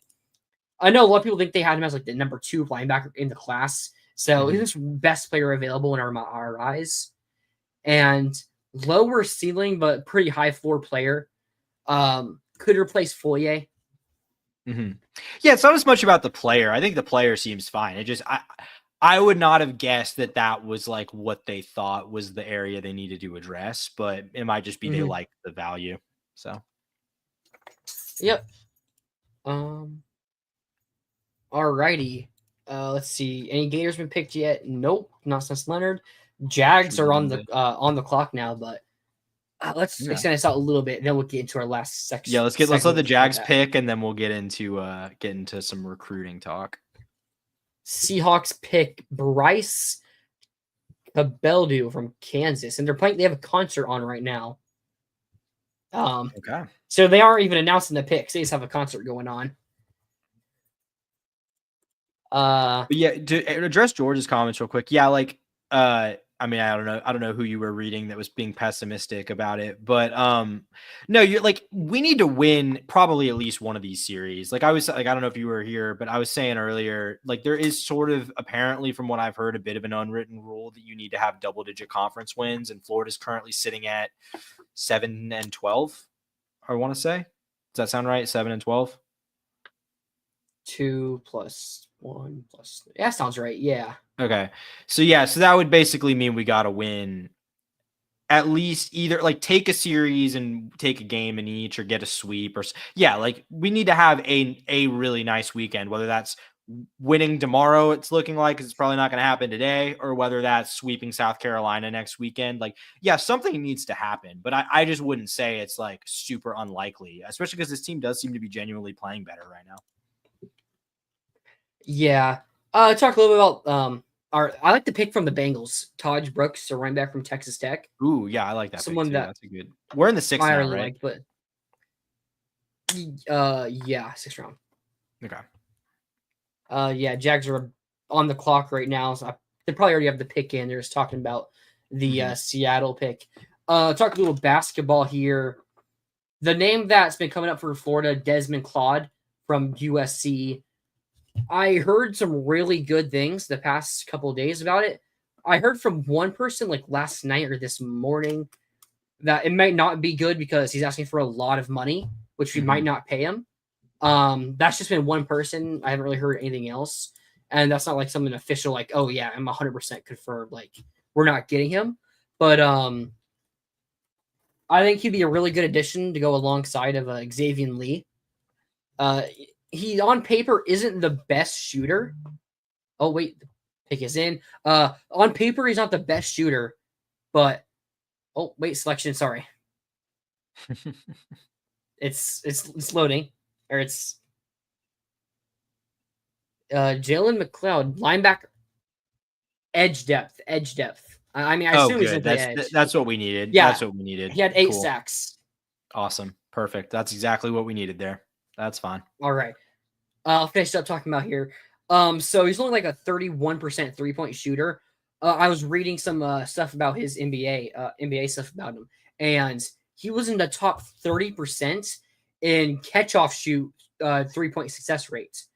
So when he's dribbling and shooting, it's not going well. But when someone else is passing him the ball, he's hitting those shots at a really high rate. And I think you have Xavier Lee at the point guard, and if you have Claude at the shooting guard, I think that's something that could really work well. And he's a really good defender, 6'6" size, so he can guard, 1 through 3, 1 through 4, depending on the team you're playing.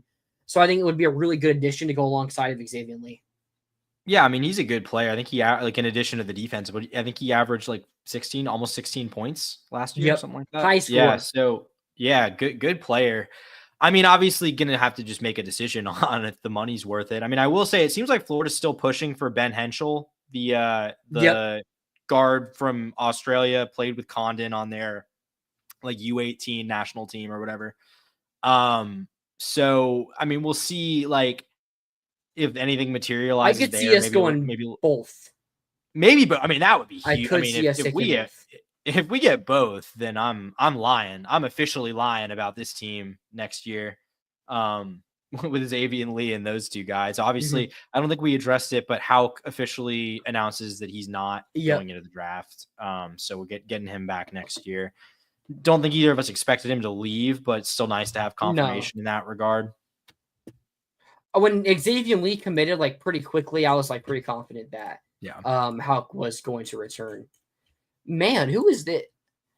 A different offensive tackle from Michigan State was taken over Crenshaw Dixon. I don't agree. Okay. But something I saw I was watching some of Henschel's play. Kind of reminds me a bit of like a Dalton Connect. Because he has really good size. He has a really high release point on his jump shot. Connect 6'6", Henschel is 6'5". But they get really good jump and high release further threes. He can score inside. He's a really good finisher at the rim as well, using his length. I could see him playing really well next to Claude and Lee. Because I think if we gotten both of those guys, they would both start, and Hulk would be coming off the bench as that 6-man, like he did this year with our other 3 bigs. So I think that's how it would run. I would really like if we got both of them. I mean, Henshaw also is only like a 32% 3-point shooter, but I think it translates better going from the Australian game playing into the American game. He also played in the ABL or NBL, I think it's NBL, which actually just have some pretty good players, I was told. And so averaging 9.5 is not a bad thing in the NBL. So I think if we can find a way to get both of them, I'm like 100% sold that this is a top 10 team. Yeah. I mean, which would be really impressive if Golden, with everything this team is losing, is able to put that together. But we'll just have to see. But like, I'm not too worried about the state of. I mean, I think did we address Denzel to Kentucky? I don't think Zell had gone to Kentucky last week. I don't know if we did. I don't think we did. But yeah, no. So I mean, Zell took a lot of money to go probably not start at Kentucky. Yeah, he's either going to be. They're either going to be they're going to be benching someone who's pretty good. They're paying a lot of money. Yeah, because they went and got a small forward from Tulane, I think, that a lot of people are really high on. So they're either going to be benching Zell or they're going to be benching that forward from Tulane. Mm-hmm. Yeah, I mean, we'll see. He made his decision, I guess. But I don't think Florida. Like, I think Florida saving that money and having the opportunity to maybe go do this. I think you'd have to be pretty happy with that trade deal if that's how it works out. Yeah, we talked about this a little bit ago, actually. So, but yeah, I mean, I was playing around with, was it Evan Mia or Bort Torvik? I can't remember which one it was, but you can add and take away players from rosters, and the current roster they have for Florida is ranked 17th. Well, I added Alex Condon, and that immediately pushed, because they don't have him in because he's declared for the draft. That immediately pushed us to 8th. Wow. So they really value Alex Condon for whatever site that was. So, I mean, then if you're finding a way to get Claude Henshaw, if one thing concern I heard about Henshaw, he might not be able to get into UF, but that's, because of transfer credits and everything. That's not because, I don't know if grades and stuff like that, but transfer credits might not apply from what he was doing in Australia to coming to Florida. Because Condon was committed for months before he ever came to Florida. This Henshaw thing is really only circulated the past month. There's a big difference there. And I think Klabjar had some issues in that regard too, right? Didn't it take a little bit for him to get cleared and all? Wasn't that a problem? Wasn't that a problem? With Klabjar, that may have been, I don't know. But he missed like the first couple of games because the NCAA didn't rule his eligibility because he played professionally in Europe. So they just didn't get Henshaw would have that same issue potentially. Yeah, I think with us coming off a championship run, I think they would give us some more, or they would make his decision earlier in the year. But yeah, I would expect him to be out to only be a sophomore or junior coming here, which I don't expect him to play longer than a year here because I do think he's an NBA level talent. And if he's not after 1 year, I think he's gone anyways. All right, you ready to talk some recruiting? Yeah, let's do it. Let's cap this off with some recruiting. Man, I was not expecting us to go this long. No, it's been a full show. And it's been a nice one. All right. So this really fits well, kind of like how last week when Greg Smith enters the portal and Zaquan Patterson's taking a visit, we just also talk about our safeties with Braylon Womack, Caden Hall. We didn't talk about someone, Jamarian Gordon, but he's someone else to also look at for Florida. But now you have DeAndre Robinson enter the portal, and you bring Brendan Bett on an official. And defensive line recruiting, I think, could be even more deeper class for us than the safety room could be. I sent you a list of 5 names, I think it was. The 2 names on that list that I'm very confident in the Gators landing. Valden Stone, he's a recruit. I'm pretty sure he plays in Virginia right now, but he's from overseas. Someone that's recently been starting to get a lot of recognition. He's up to 139 on the On3 industry rankings. What is he on 247 composite? I know you have that up. He is 172. Okay, so a little bit higher on the industry rankings. But 247 has him as their 41st ranked player. ESPN unranked, Rivals 189, and On3 271. So he's someone that I would not be shocked if he finishes as like a top 100, maybe even higher player in this class. Very high upside, 6'3 and a half, 320. Is there any big difference for 247 has him listed? Sorry, among defensive linemen, you're saying? No, the height. On 3 has him at 6'3", sorry. 320. 6'3", 316 on 247. All right, so yeah, very similar there. So no discrepancy there. Someone that I've heard we've led for the past couple months. We've had recruiting predictions put in the past couple months as well for him. I fully expect us to land him. His visits. He has a visit scheduled 6. His official. On 3 only has us as an official visit. Is that same? It looks like he also has officials to Alabama the week before and Oklahoma the week after. Let me pull these up. According to yep. So he visits us June 13th. He has visits Oklahoma on June 20th and Alabama on June 6th. I mean, you got 2 SEC schools, Alabama, best program of all time, theoretically, probably. But yeah, someone I fully expect us to land, and I'm really high on this guy. Yeah, and I think what's interesting to me about him, like when you kind of look at him, is he definitely seems like a guy who is a late bloomer and could even rise even more. Guy coming from Europe, was born and grew up in Sweden, only played football for a few years. So he's already and he reclassified. He reclassified from 2027 to 2026. So he's young. He's new to the sport. He's from like a European transplant. So like this is a guy who's already become a top Cameroonian descent. Yeah. So he's a guy who's already become a top 200 player. In spite of that, like, probably not a guy you would see make an immediate impact for the Gators in 2026 if they get him, but you got to like the ceiling there, considering, he's a guy who is still kind of green and kind of raw, you would assume. Yeah, absolutely. Also was participated in Taekwondo and Jiu-Jitsu. So he's someone that's a multi-sport athlete. So that athleticism is going to be there, do all that. Was a standout in the 2025 Navy All-American Bowl. So he has some experience against 2025 players. So maybe he could be closer to ready day one than we expect. But again, he's someone I'd expect us to land. Someone that we actually got a prediction to land just yesterday or the day before. I've heard we've led for him as well for the past couple months. Vodney Cleveland, formerly decommitted from Auburn, I believe, out of Birmingham, Alabama. On 3 industry ranking has him as 117. On 3 has him unranked. 247 has him at 51. ESPN 202 and Rivals 148. So again, he's someone that if On 3 or ESPN, like if these recruiting sites give him a little bit of a boost, he's someone that could easily be in that top 100 and could also jump into that top 75, maybe in 50 range. Yeah, decommitted from Alabama. Actually, decommitted from Alabama. Okay. In December. So yeah, Auburn's still in the mix here. Florida's the only one with an official as far as I can tell. On what May date 30th. Is that official? May 30th. That's the first day of officials. Like, yeah, we could get him to commit on that day. I mean, yeah, we just got a prediction to land for him. So yeah, I mean, obviously decommitted from Bama, you would assume they're not really a player here. I mean, yeah, Auburn is a player here, and he's a Birmingham kid, but like, yeah, all the smoke here seems Florida at the moment.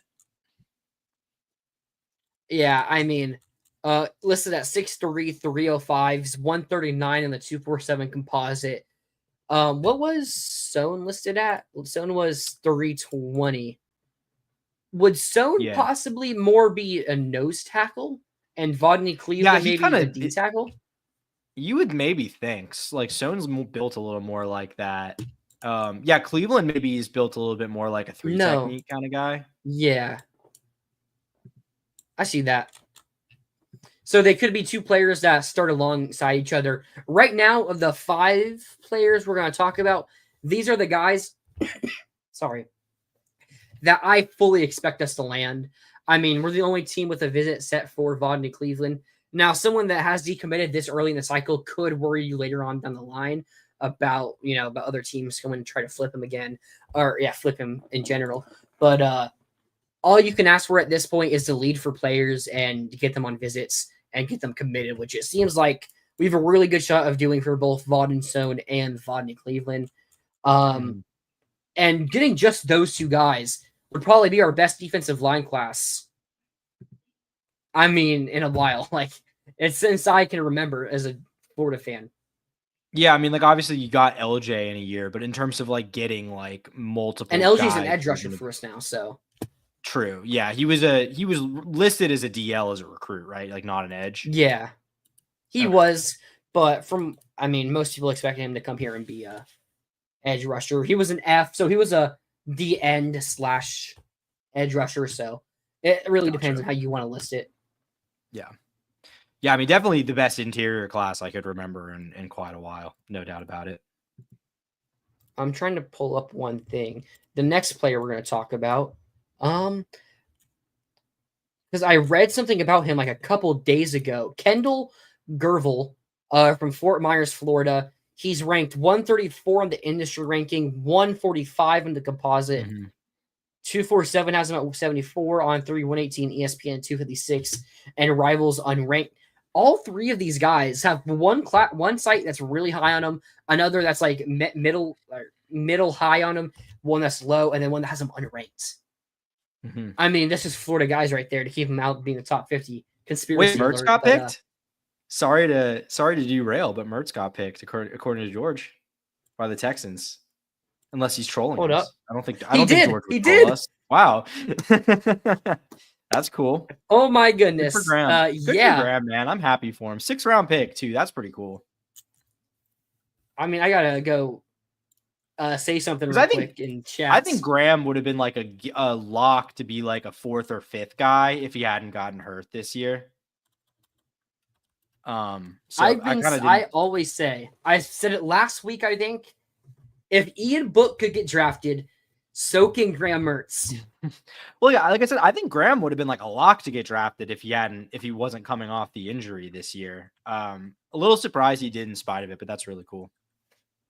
There hasn't been much talk about it, but thinking about it, these QBs later on in the rounds do end up getting picked on. It's like it's pretty cool. I mean, Graham Mertz over Quinn Ewers. Who would have predicted that 2 years ago? It's pretty funny. I mean, Tyler Shuck, that's what I told a guy I know who's a Texas Tech fan. Is like, imagine someone tells you 2 years ago that Tyler Shuck gets drafted before Quinn Ewers. You can still hear me, right? Yeah, I can hear you. Just can't see you. Oh, let's see if this works. Perfect. All right. There we go. Didn't have to leave.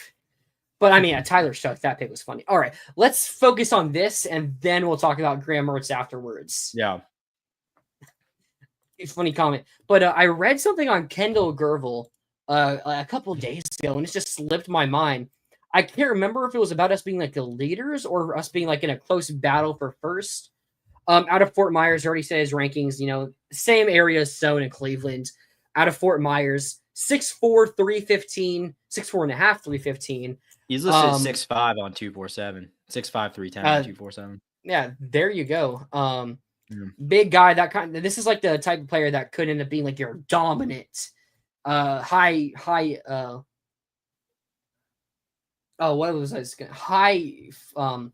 ceiling type of defensive tackle that everyone's talking about in a couple of years from now.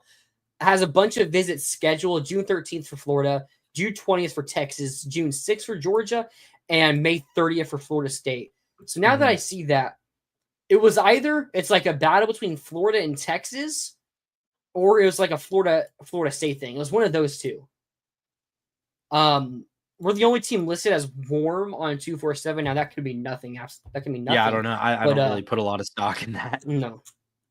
But, from Fort Myers, if he wants to stay in state, then Florida probably is the better choice compared to FSU. Now, we're biased, obviously, but I mean, just look, FSU went 2-10, and FSU isn't going to do good this year. Florida has DJ Lagway. Enough said. But, I mean, you find a way to get all three of Gervil, Sohn, Cleveland. I mean, one of those guys at least is going to finish in the top 100, maybe 2, maybe all 3, possibly have one finish in the top 50. Like, I mean, that's just a really good D-line class. And you look at it right now, from what I've heard, Mbachu isn't much of a D tackle and is more of an F. So you have McLeod, who was in the 200s, I believe, maybe 300s.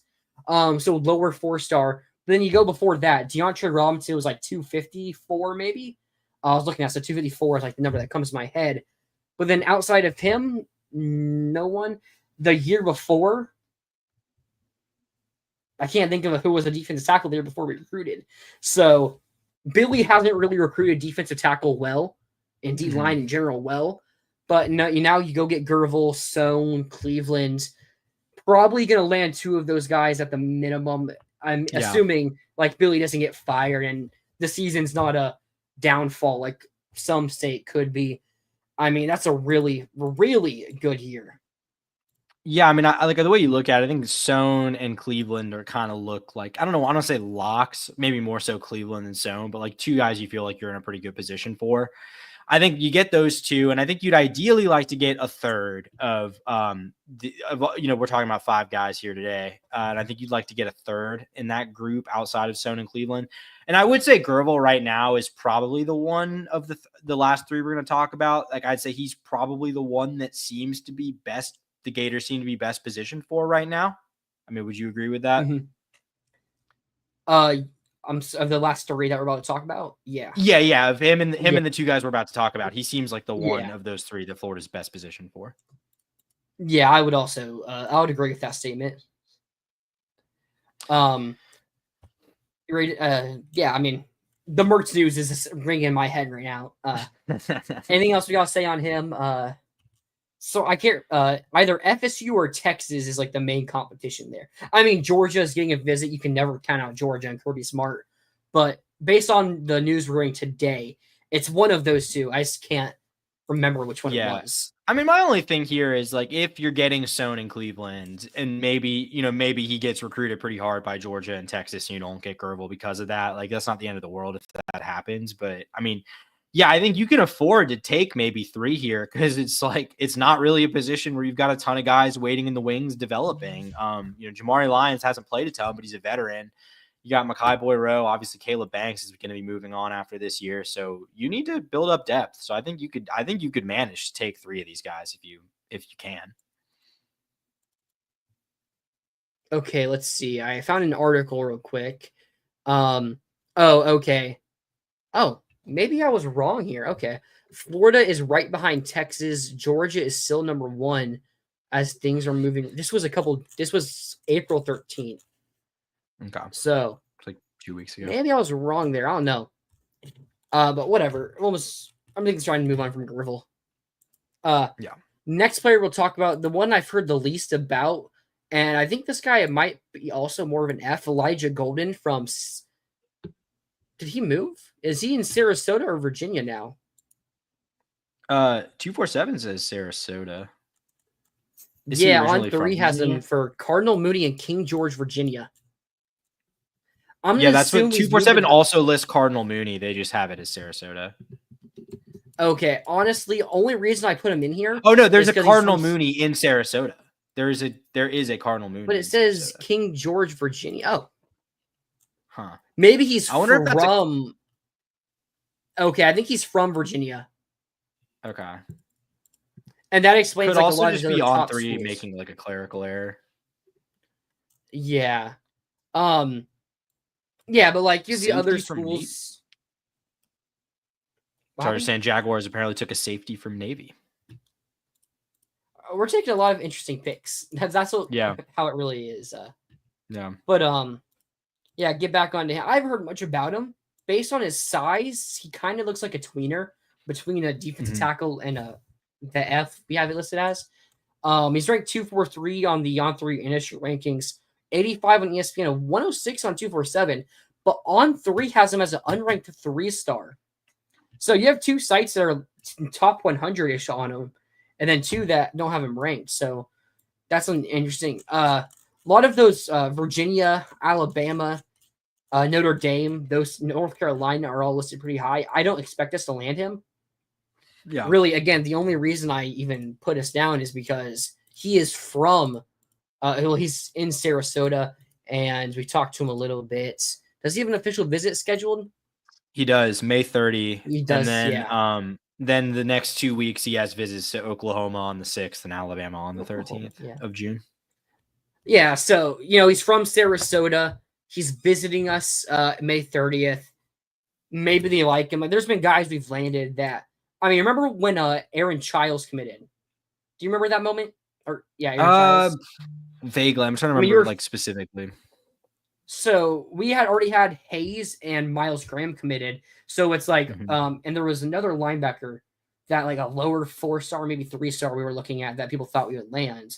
And Childs was taking a visit, and it was like Michigan was like the clear leader at the time, but he took the visit and just like committed out of nowhere to Florida. Well, he committed. It was actually at Spurrier's Bar and Grill because like they had like because that was when Jamonte Waller committed.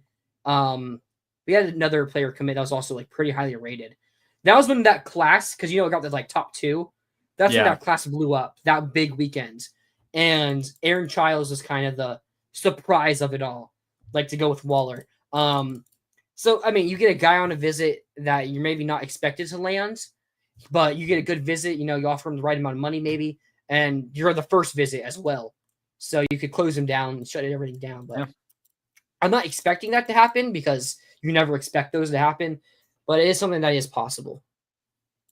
Yeah, I mean, I will say I do wonder if the trend we're heading towards with these visits, because I think like the conventional wisdom has always been you kind of want the last visit, like you want to get your the word in last. But with transfer visits, it's almost the opposite. Like you want to get them on campus first, and you don't want them to leave without committing because you don't know what some other school is going to offer them on a visit. So I do wonder if these officials for recruits start to play out the same way, where you make an offer and you kind of, put the full court press on, like, we want you to make a decision on this now. I don't know. Maybe that's the direction we're heading in. Something else they're doing. Corey Bender was talking about it on another show with Gators Breakdown. Our strategy, we have a really big like first weekend of visits. There's a ton of kids coming. They're also having the Friday night light / like the barbecue at the end of the month, right before the dead period. So they're trying to be these kids' first visits so they can get a chance to lock them down. They're also trying to be their last visit on that barbecue. So then it's first and last in their mind. And, hopefully in the summer, if they don't commit after the season, you're able to get them to commit before that season starts. So it's a really interesting strategy that if you can get those kids on a visit, I mean, even if you only get the one official, it's still, you're still getting your chance out there, same as everyone else. But if you can get that first official and then be like their last unofficial visit, you put yourself in a really good spot. So I like the strategy from Billy and crew. Yeah, no, I think that's pretty wise. Oh my God. The Gator baseball team, they had 2 on, 0 outs, and they just got a double play. That's excellent. Excellent. So now they have 1 on third, but 2 outs. And still 0 runs. But yeah, we'll get on to the last player here. The highest rated player, James Johnson, out of Cape Coral, Northwestern Florida, or Northwestern High School. That's a pretty. We've recruited players on Northwestern many times, right? Miami North. We've definitely gotten guys from Miami. Yeah. I can't think of any off the top of my head. I'm bad with remembering high schools, but we've definitely landed a couple Miami Northwestern guys for sure. Yeah, 100%. He's ranked number 16 on On3. He's their number 1 defensive lineman. Now, 247 has him at 87, ESPN 123, and Rivals 194. 59 in the On3 industry rankings. The 247 composite has him at, isn't it like the 80s? Yeah, he's at 81. 81 in the composite. 81 in the composite. But On3 just updated their rankings where he took a big jump. Maybe you could see that from 247, Rivals, ESPN. Maybe one of them gives him a pretty large jump as well. That could boost him up to the top 50 and get into that 5-star possible range. Yeah, he was outside the top on the 247 composite. He was outside the top 200 in February. So he's boosted his stock pretty tremendously just in the last couple of months. And I don't think Rivals has updated their rankings in a little bit. So if Rivals gives him a nice bump, he's someone that probably could be inside the top 50. And then, there's a long season ahead still. So he could fall, he could rise, but someone that we could be talking about as a 5-star defensive lineman. 6'2 and a half, 285. That screams defensive tackle to me. From what I've heard, Georgia's in first right now, but then it's Florida. I know he has, let me pull up biz 247. He has when you look up six- James he has Johnson, a six. basketball player comes up. He has 6 official visits right now. This is the Yeah. highest competition. Of these guys we're talking Yep. about, this is the one with the most competition right now for sure. He has 6. Wow. I will say of the 6 he had, I see 5. I see on his Florida. timeline it shows he had, oh wait, it shows he took one officially with Illinois in April. Can you take official visits April 11th? That's probably just a bug in the system. Maybe. So maybe he didn't officially visit Illinois, but he has officially visits. This also says he's supposed to officially visit Penn State on May 16th, which is before. Yeah, I see that one. The 5 I see: Georgia on the 20th, Florida 13th, Miami the 6th, Syracuse the 30th, and Penn State the 16th. I know, no, you can take a visit that weekend, I think. I saw someone else have an official set for then. Okay. But yeah, from what I was told, Georgia's the current leader. The most amount of visits he's taken is to Florida. He's taken 8 visits to Florida, 4 to Miami, and then it's like 2 for a bunch of schools. But yeah, Georgia's like the main competition here. I'm not really worried about Syracuse. I mean, Penn State, they land good amount of players. But when you have Florida and Georgia and Miami competing for a high-level player, like all 3 of them, I doubt Penn State's a true competition here. You never know with Miami. Like, they've been very weird on the trail the past couple of years now. And the recruiting end, or in the transfer portal end. So really, I think the main competition here is between Florida and Georgia. Georgia's the announced leader, but he takes a visit to Florida and then to Georgia. Sorry. But with those official visits, anything can happen. And I mean, for a player of this magnitude, it's never going to be easy. I mean, we saw it with LJ McCray. I've talked about this a lot. I don't know if you've seen this before. The day before LJ McCray committed to Florida, 247, they're having their shows because it's that time. And they did on YouTube a poll. Where does LJ McCray land? The 4 options were Georgia, Miami, Florida State, and other. So 247 didn't even have Florida listed as an option for LJ McCray. That's funny. The day before he committed to us. That's funny. But yeah, I mean, you never know with these highly rated guys. I mean, I don't know when he plans to commit. So this could be something that's over by the summer, and we'll know who he's going to commit to really after he takes his officials. Or if it's something that will drag out until signing day. Yeah. But I'd say, like, if I'm being honest, like if I'm just like banking on kind of what we know here, I'd say this probably looks like a bit of an uphill battle for Florida, just because first of all, obviously tough to compete with Georgia for guys in the trenches, but also I just think Florida has like some of the guys we've talked about, they can get a little bit easier. So it's like if you can get Sohn and Cleveland and Gervil, like I don't know, do you make the effort for James Johnson, even though he's a really good player, if it might just mean, losing out to Georgia in the long run anyway? Like that's kind of where I'm coming from there. So from what I've heard, when you have these high level players, you have your roster spots, and like unless you land one of these guys like early on in the cycle, if they drag it out, you have your roster spots. But then if you have like these 5-star level players, they're takes no matter what.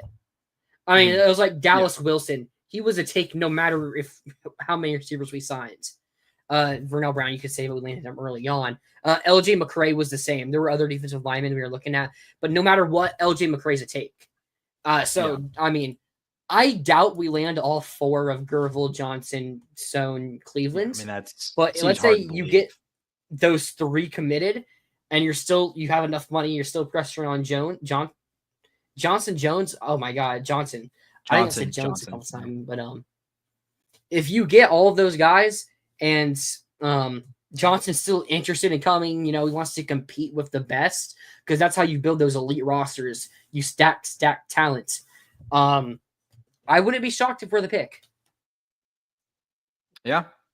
No, I mean, I think that's possible. I think if that happens, you're probably going to see Florida not go after one of those other 3 guys. I mean, it's hard to imagine they take 4 interior guys in the same class. That just would be pretty. I mean, I don't want to say, you never turn down talent at a position of need, but at the same time, like that is a lot of guys to take in one class at a position where you're only playing, 3 or 4 regularly total.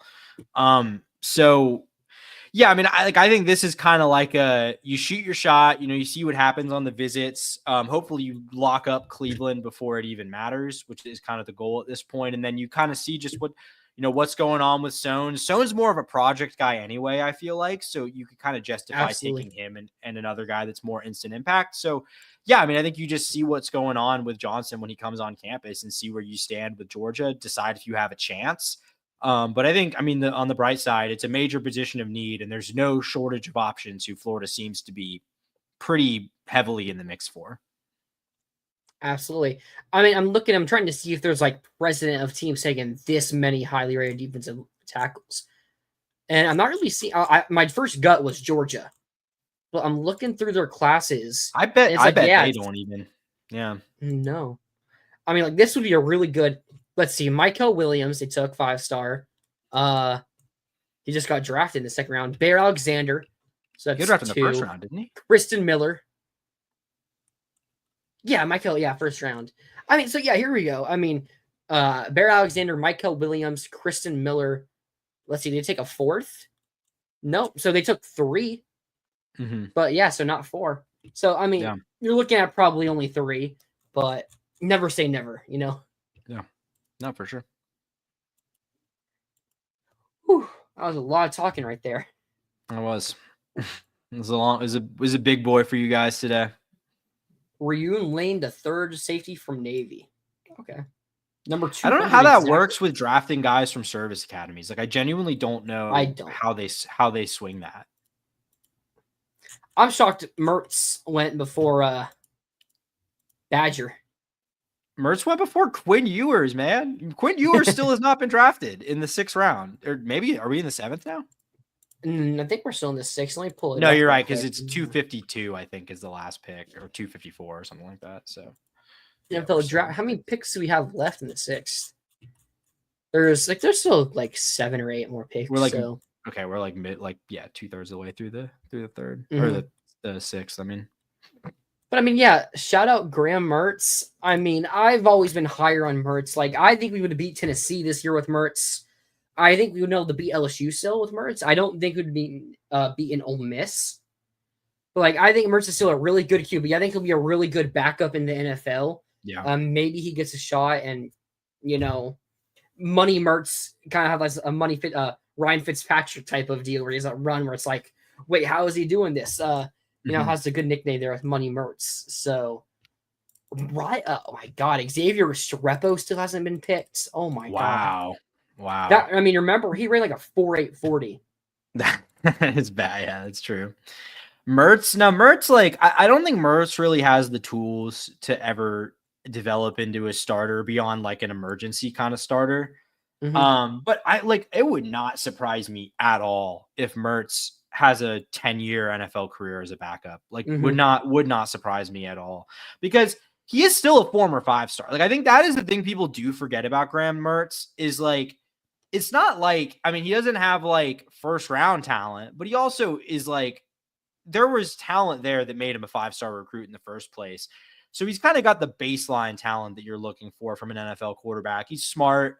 He can put the ball where it needs to be. Like, he's got the traits you look for in guys that stick around in the league for quite a few years as a backup. Well, another name that I'm shocked just got picked, Jimmy Horn to Carolina. I thought he would get taken a bit sooner, but yeah. They're saying Ewers is only the 8th best player available right now.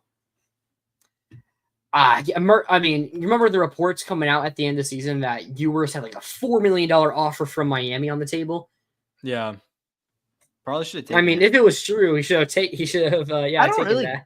I don't really get it. Like, I think Ewers is like fine. Like, I'm surprised Ewers is still on the board. I'm not saying I would have taken him like round 2, but I'm surprised he's still on the board. I wouldn't have taken him over Mertz, but that's just me. You'd rather have Mertz than Ewers? I think that's a little bias coming out there. Not gonna lie. Just ask. No disrespect to Mertz, but just look at the NFL draft. What's happening? Well, I think Ewers is the one that like is more likely to develop into a starter. Is the thing. Yeah, I think who would you rather have as your backup? Maybe Mertz. But if you're drafting a quarterback with the hope that maybe one day they become the guy, like I'd probably rather have yours. Yeah, absolutely. And yeah, it's gonna go with Bear the backup CJ Stroud. So I mean, yeah, I'm happy for Mertz. It's a nice surprise. Yeah. Like, probably should have been a little more expected based on like the history of the draft. You see this every year with like, I don't want to say game managers, but like game manager type of QBs, where it's just like no one's really talking about them.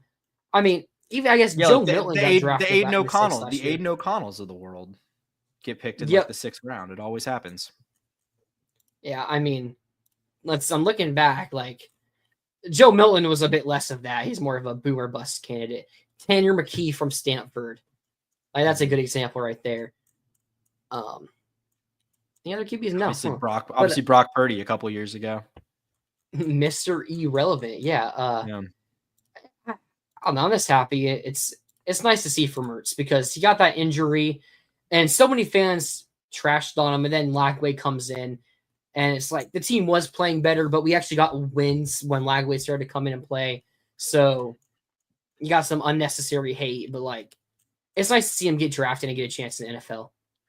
Yeah, I mean, he's a guy who literally, like, pretty much nothing went right in his college career after his very first game. Like, pretty much every moment after his very first game was like the worst case scenario happening to him. So, like, I think it's cool that it all ended with him still getting drafted and still getting his chance to cut it, at least as a backup, if not as maybe a potential starter. Let me check this out. This question is Stetson Bennett. I don't think he is. I might be wrong. I don't think he is. Was he on the Chargers or the Rams? Oh my God, he's still on the Rams, dude. He's still on the Rams. Wasn't he like really bad? Yeah, he like had to start a game. It was horrible. So he was on. Is he still on the Rams? No, like, I don't see. I see Heineke, Trey Lance, and Justin Herbert. Maybe not. So he's not. Wikipedia is still. Oh wait, no! Look at the Chargers. What am I doing? that would do it. I still. Oh yeah, there he is behind. But he's gonna be behind Jimmy Garoppolo. Yeah, he's like the Rams. Yeah, Stafford, Garoppolo. He's probably not going to make the team, honestly. No, I mean he'll probably be like the practice squad. That's what I'm saying. He's going to get cut and go to the practice squad. Practice squad QB is still a good job to have. Yeah, I would take it. That'd be pretty sick. I would not complain at all. No. Oh man, but yeah, we've gone on. Antoine Powell Riley just got taken by the Eagles. Wow, good for him. Yep. Good situation to be on over there as a late round draft pick. No. All right, I think I'm done. You got anything else to say before we end the show here? No, not really. Other than I hope, hopefully for the draft next year, we got a little bit more to talk about. I mean, hopefully not in a sense, no, because you don't want guys to leave, but at the same time, it'd be nice if we have the caliber of a season that has, guys on day 1 and 2, a lot of guys on day 1 and 2, getting picked. Man. All right, we're going to end it there. We should be able to go live next Sunday at our normal time. I know this show on Saturday is crazy, and last week we had to start 3 hours earlier. But next Saturday, we should be good. Next Sunday, I should say. Sorry. But make sure you do like and subscribe. We really appreciate it. Comment if you want to. And as Clay P, we'll end it here. Shout out Graham Mertz, and as always, go Gators.